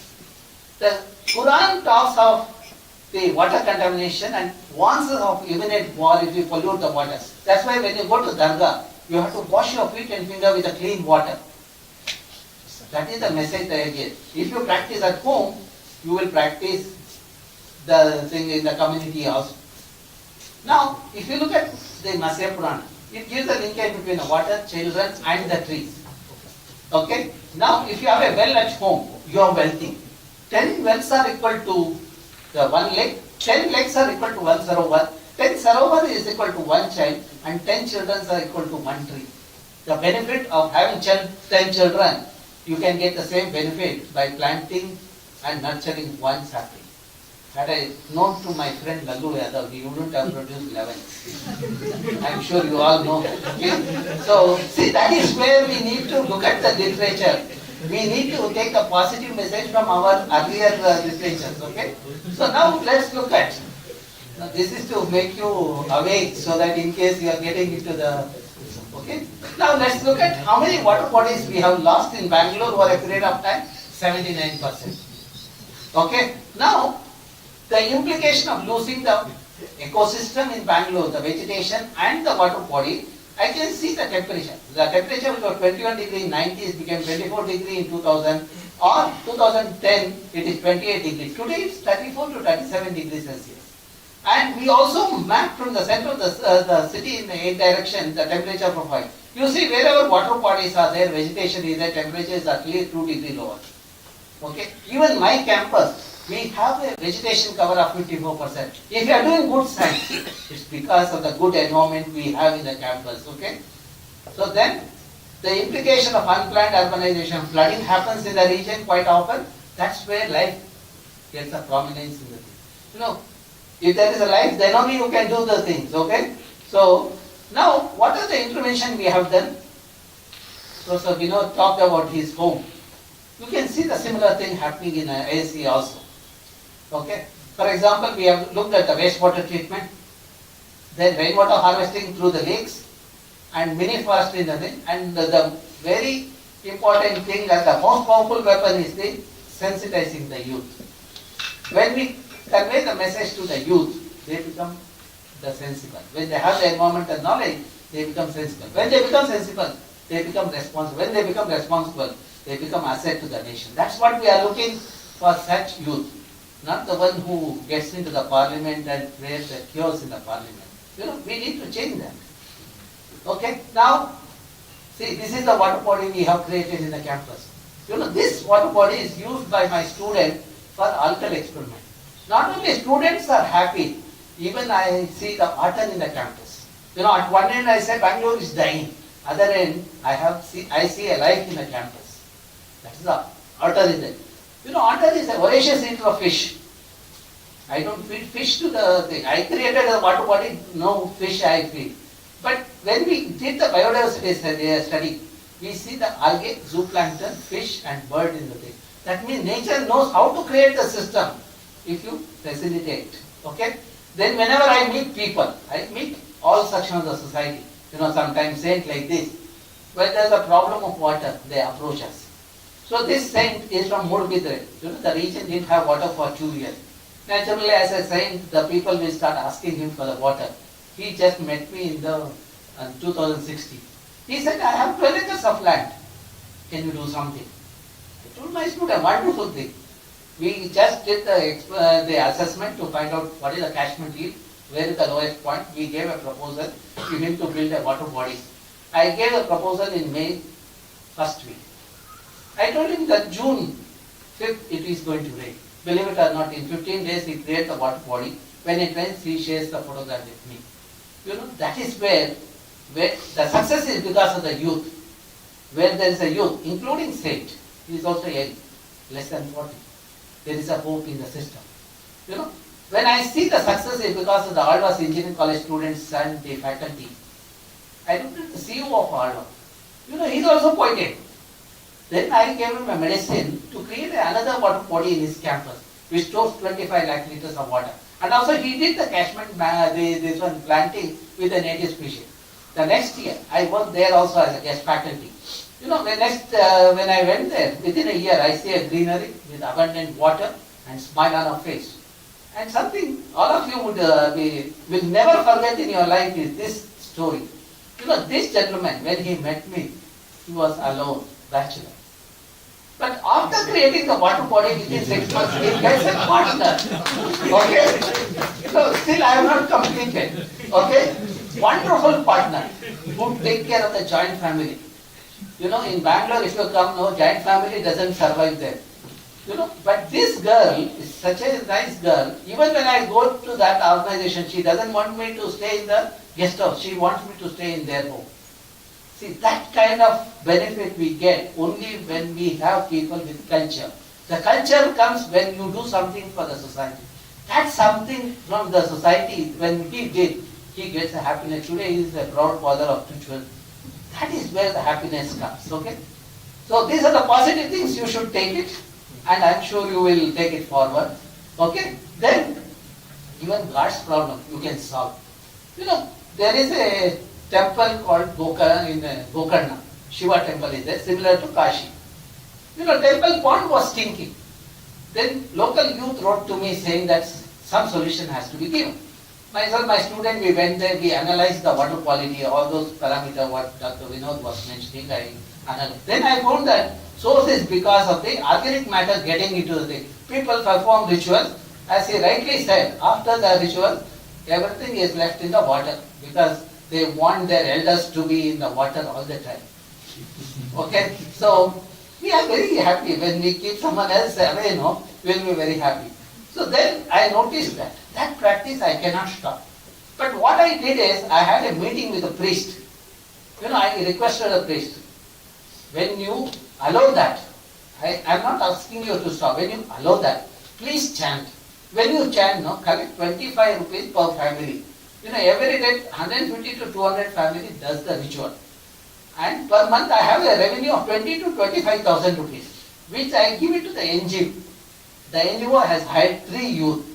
The job of those 3 youth is to do the DVD, rice heavy, and take out the rice balls and other puja material from this water body, give it to the cattle in the Goshala.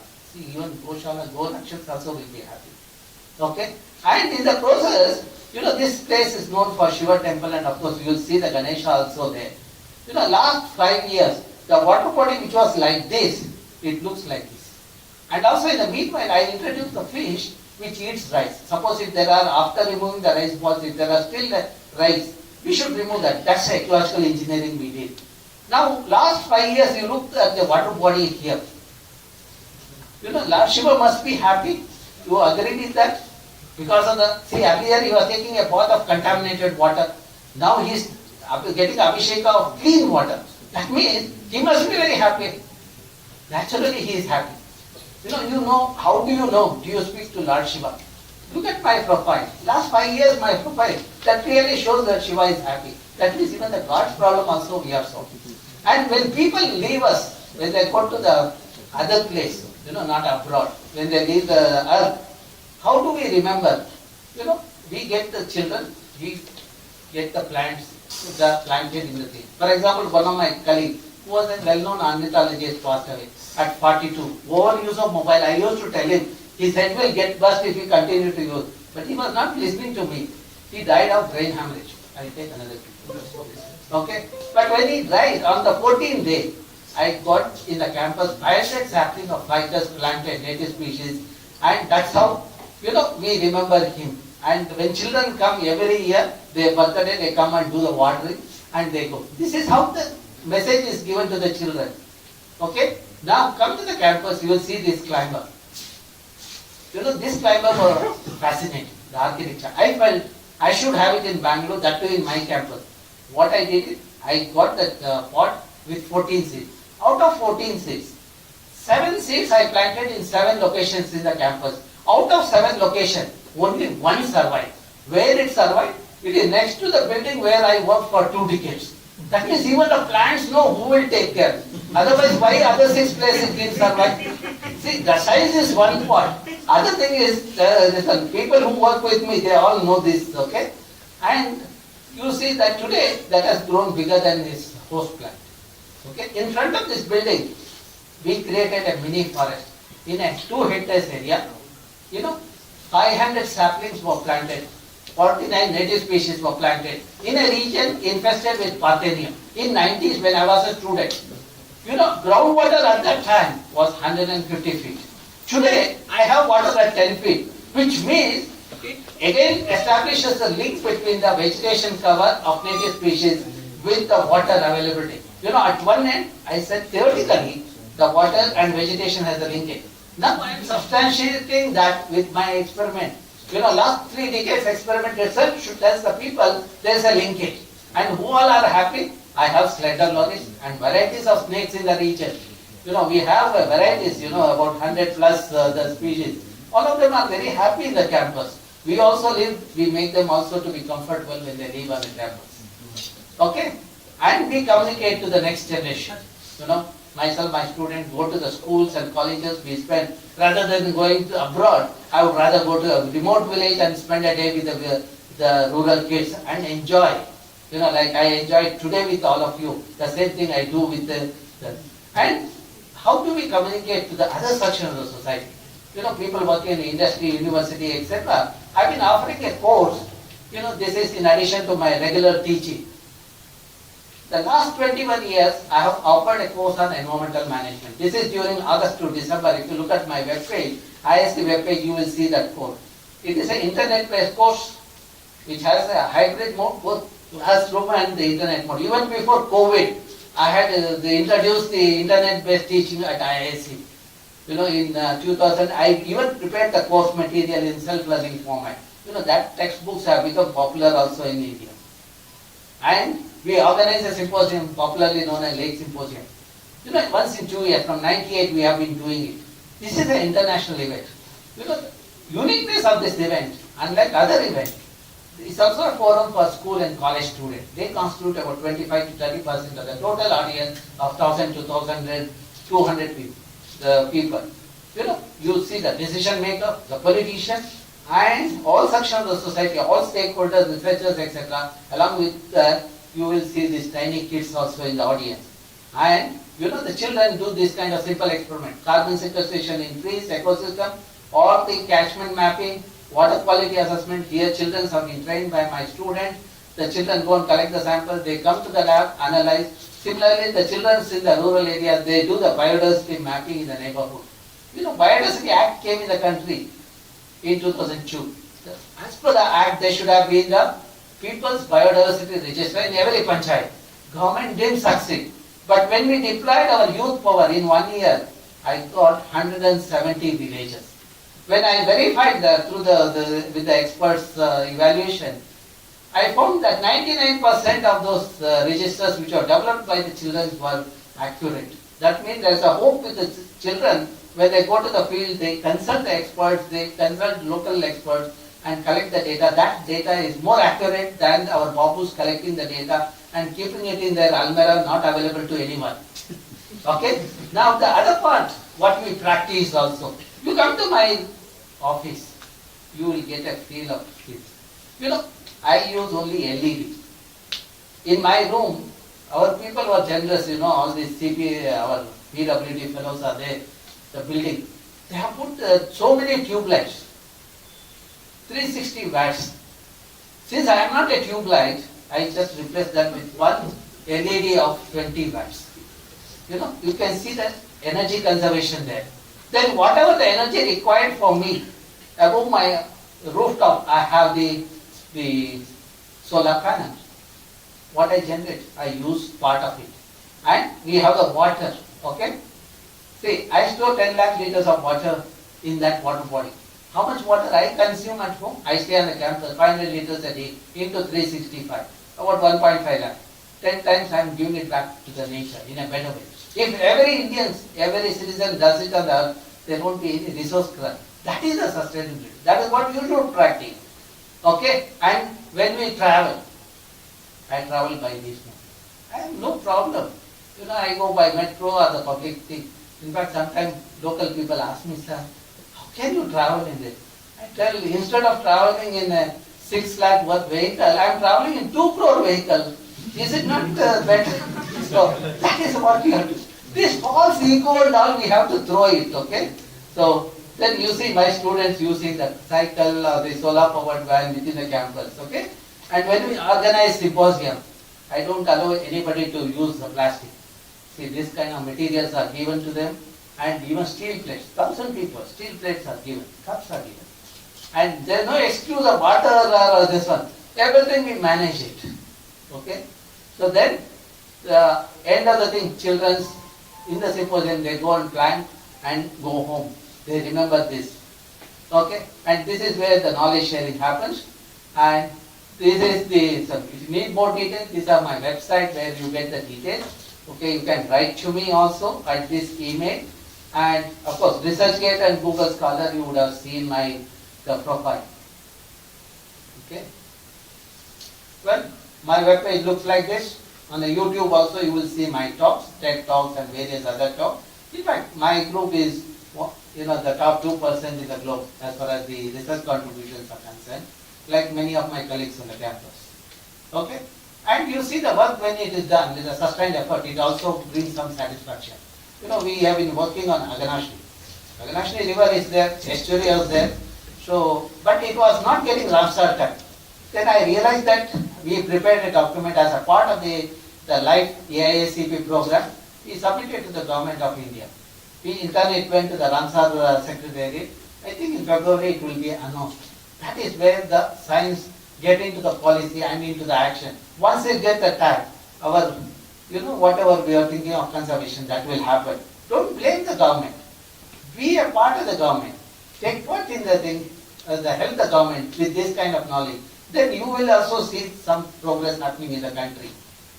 My agenda is to put the seeds of knowledge in this young brain. When they shine, they make the country prosperous. When they do a good job, there is a smile on everybody's face. Thank you very much.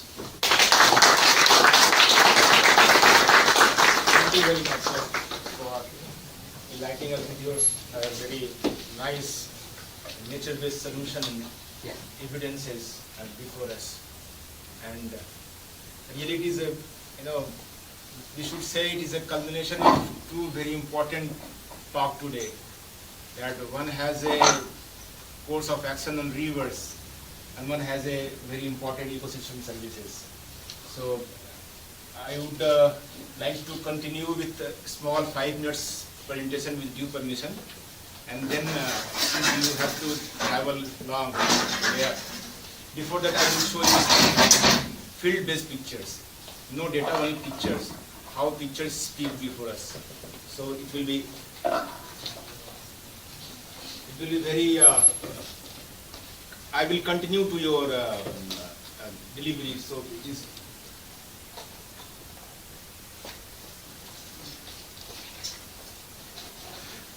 PowerPoint.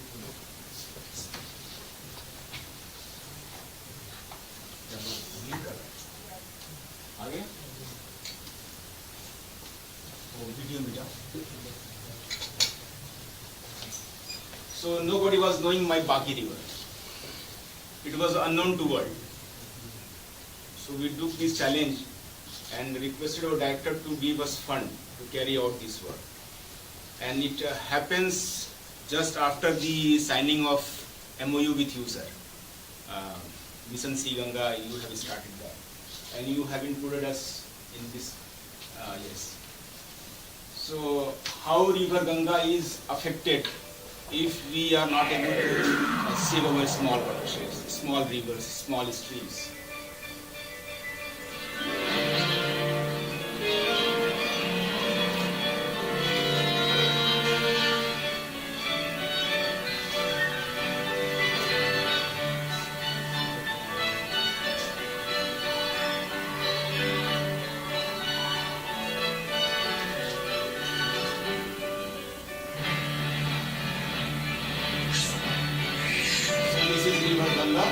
And this is river Soar, confluence point. And now we are backtracking towards, and this is Soar. Now this is North Quail. Soar is here. This is North Quail.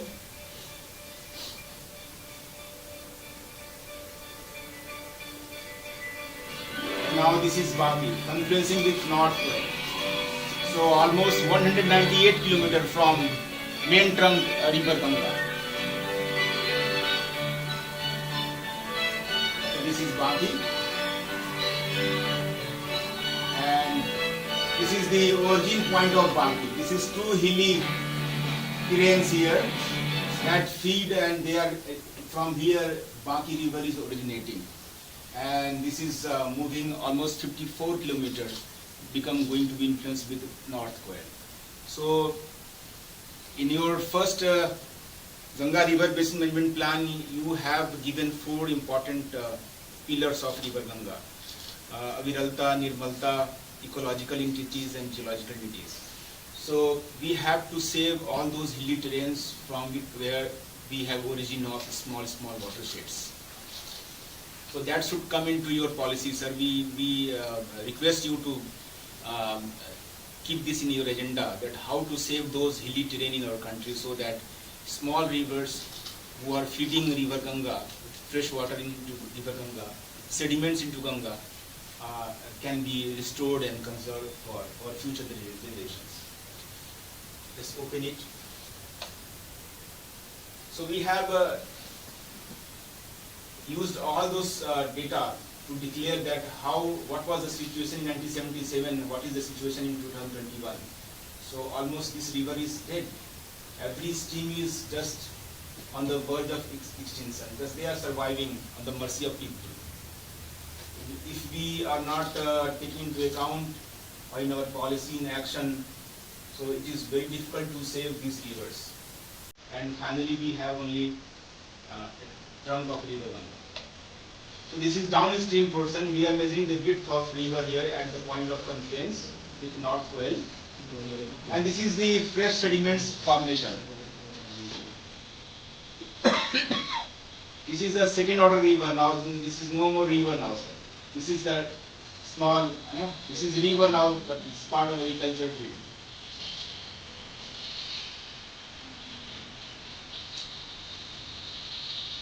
What I am saying, sir, how Falgu is affected by intervention of human activities. So it is totally disconnected from the Bagi river.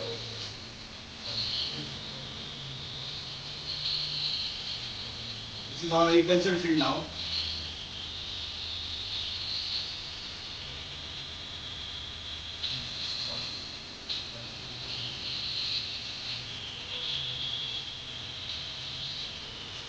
This is a big problem, big industries. Full of streams one point in time, but now it is all agricultural field. And you have wastewater discharge. And this is the 200 years old diversion of Bagi river, but this no more in existence today. This is only one Ganga dam here that is store water and supply, and this deforestation is going on. All are these rivers. And this is the pumping of water from the origin point to the brick industries. Huge amount of water they are diverting. So from origin from source to mouth, rivers like Bagi is no more in existence. They are just on the mercy of people. So this is the peak of this hilly terrain from where this Bagi is originating. So this was only once upon a time it was a flow system, but now it is totally agricultural field. So we have such scenario for small watersheds. When remote sensing and GIS data, field data, and drone pictures, when we bring together in one consortium, so it is giving us a very good idea that how many streams have origin point, how many streams have confluence points, and whether they are present in the field or not, according to topo sheets. That will be our last presentation. Nobody was knowing Baki river, data deficient, nobody was recorded it, but now it is in global scenario. Baki is published in our scientific report, and we are now generating data on such small watersheds so that we can come to a point that how can we save rivers at least. So this is river. This is one picture, sir. We can zoom it out also. We can find it how many wells, open wells have also made in this river bed. So this is the kind of diversion of river for agricultural cultivation and settlement also. Next. So this is all streams which were confluencing. So we have a very good landscape scale visibility of origin and confluencing rivers to the main Baki river. These areas are very difficult to move by vehicles. We can locate these points by our drone system. And this is there is no streams. Once upon a time, streams are flowing right and left, but only this main trunk of Baki is moving without any kind of. So one stream is here, but it has no origin now. It is just here only, and now meeting in the Baki river. This was the river, people were now diverted for soil to make bricks out of that, and the elevation difference between these 2 points is almost 40 to 60 feet. This is the next material that will be used by the people to make bricks. So this is the publications we have made for Baki River, and here is the statement that we are not able to save large river basins, transboundary river basins, unless we save these small watersheds, because every kind of life is supplied by this small watershed into the main trunk of river Ganga. Similarly, you have started program for Pan India, including 6 major river basins of the country. So it is very good initiative, and we are also hoping that we will be part of your this nationwide exercise. So IIT-ISM is also willing to participate with all its energy and efforts to give you desired results for the policy makers, for the industrialists, for everyone. So thank you very much, sir.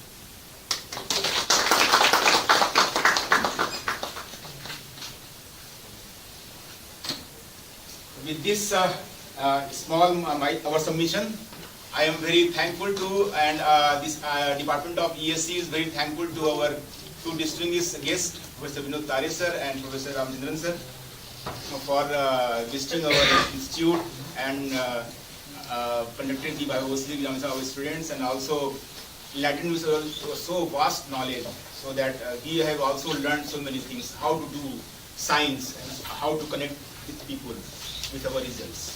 So with this submission, I would request my faculty colleague Professor Alok to, because you are also passed out from IIT Kanpur, so it is very fortunate event for you to facilitate our Vinod Tare sir with a question of secret.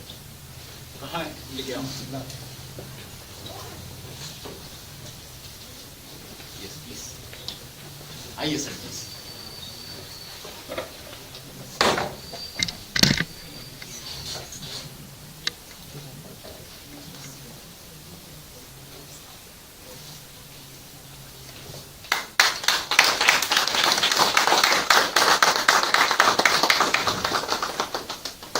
Sir, Ramachandra sir. Thank you very much.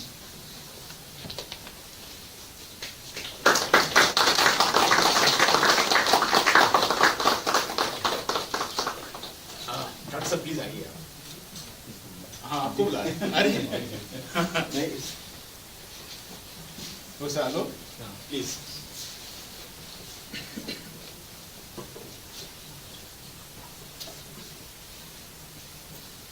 So I would also like to introduce all of you. This is Professor K.D. Singh Yadav from FPNIT Surat.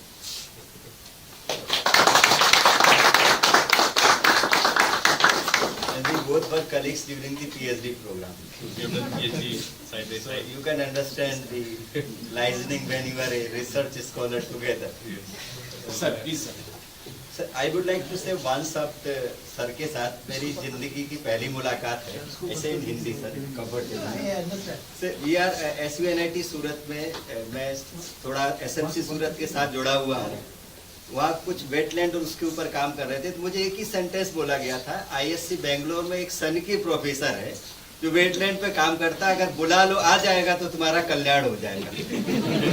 So that I think मैं अभी जब presentation चल रहा था तो very much curious, शुरू की slide दिखाई, मैंने कहा ऐसा तो कुछ नहीं दिखाई दे रहा जैसा लोग बोल रहे थे, ये रिमोट सेंसिंग की सिर्फ इमेज है. But as he progress presentation I really like, and sir we would like to invite you SUNIT Surat very soon.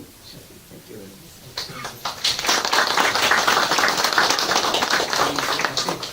This is a mission life token of respect.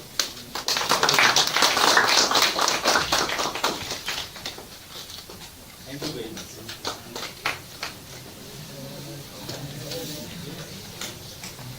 Ramachandran sir. Thank you.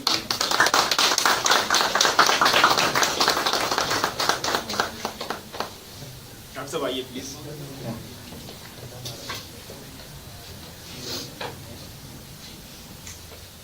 Ramachandra sir, गलती से वो plastic आ गया था, sorry for that. Otherwise, you know, we are running Mission Life program. So thank you very much.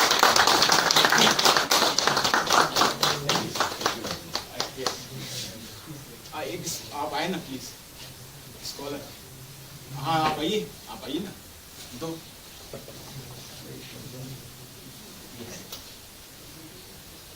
Please. Thank you very much.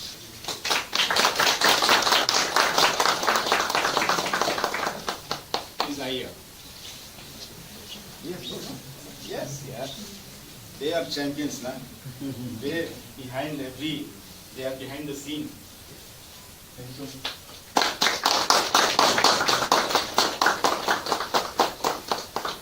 So thank you very much, sir. We will again request you to visit our place.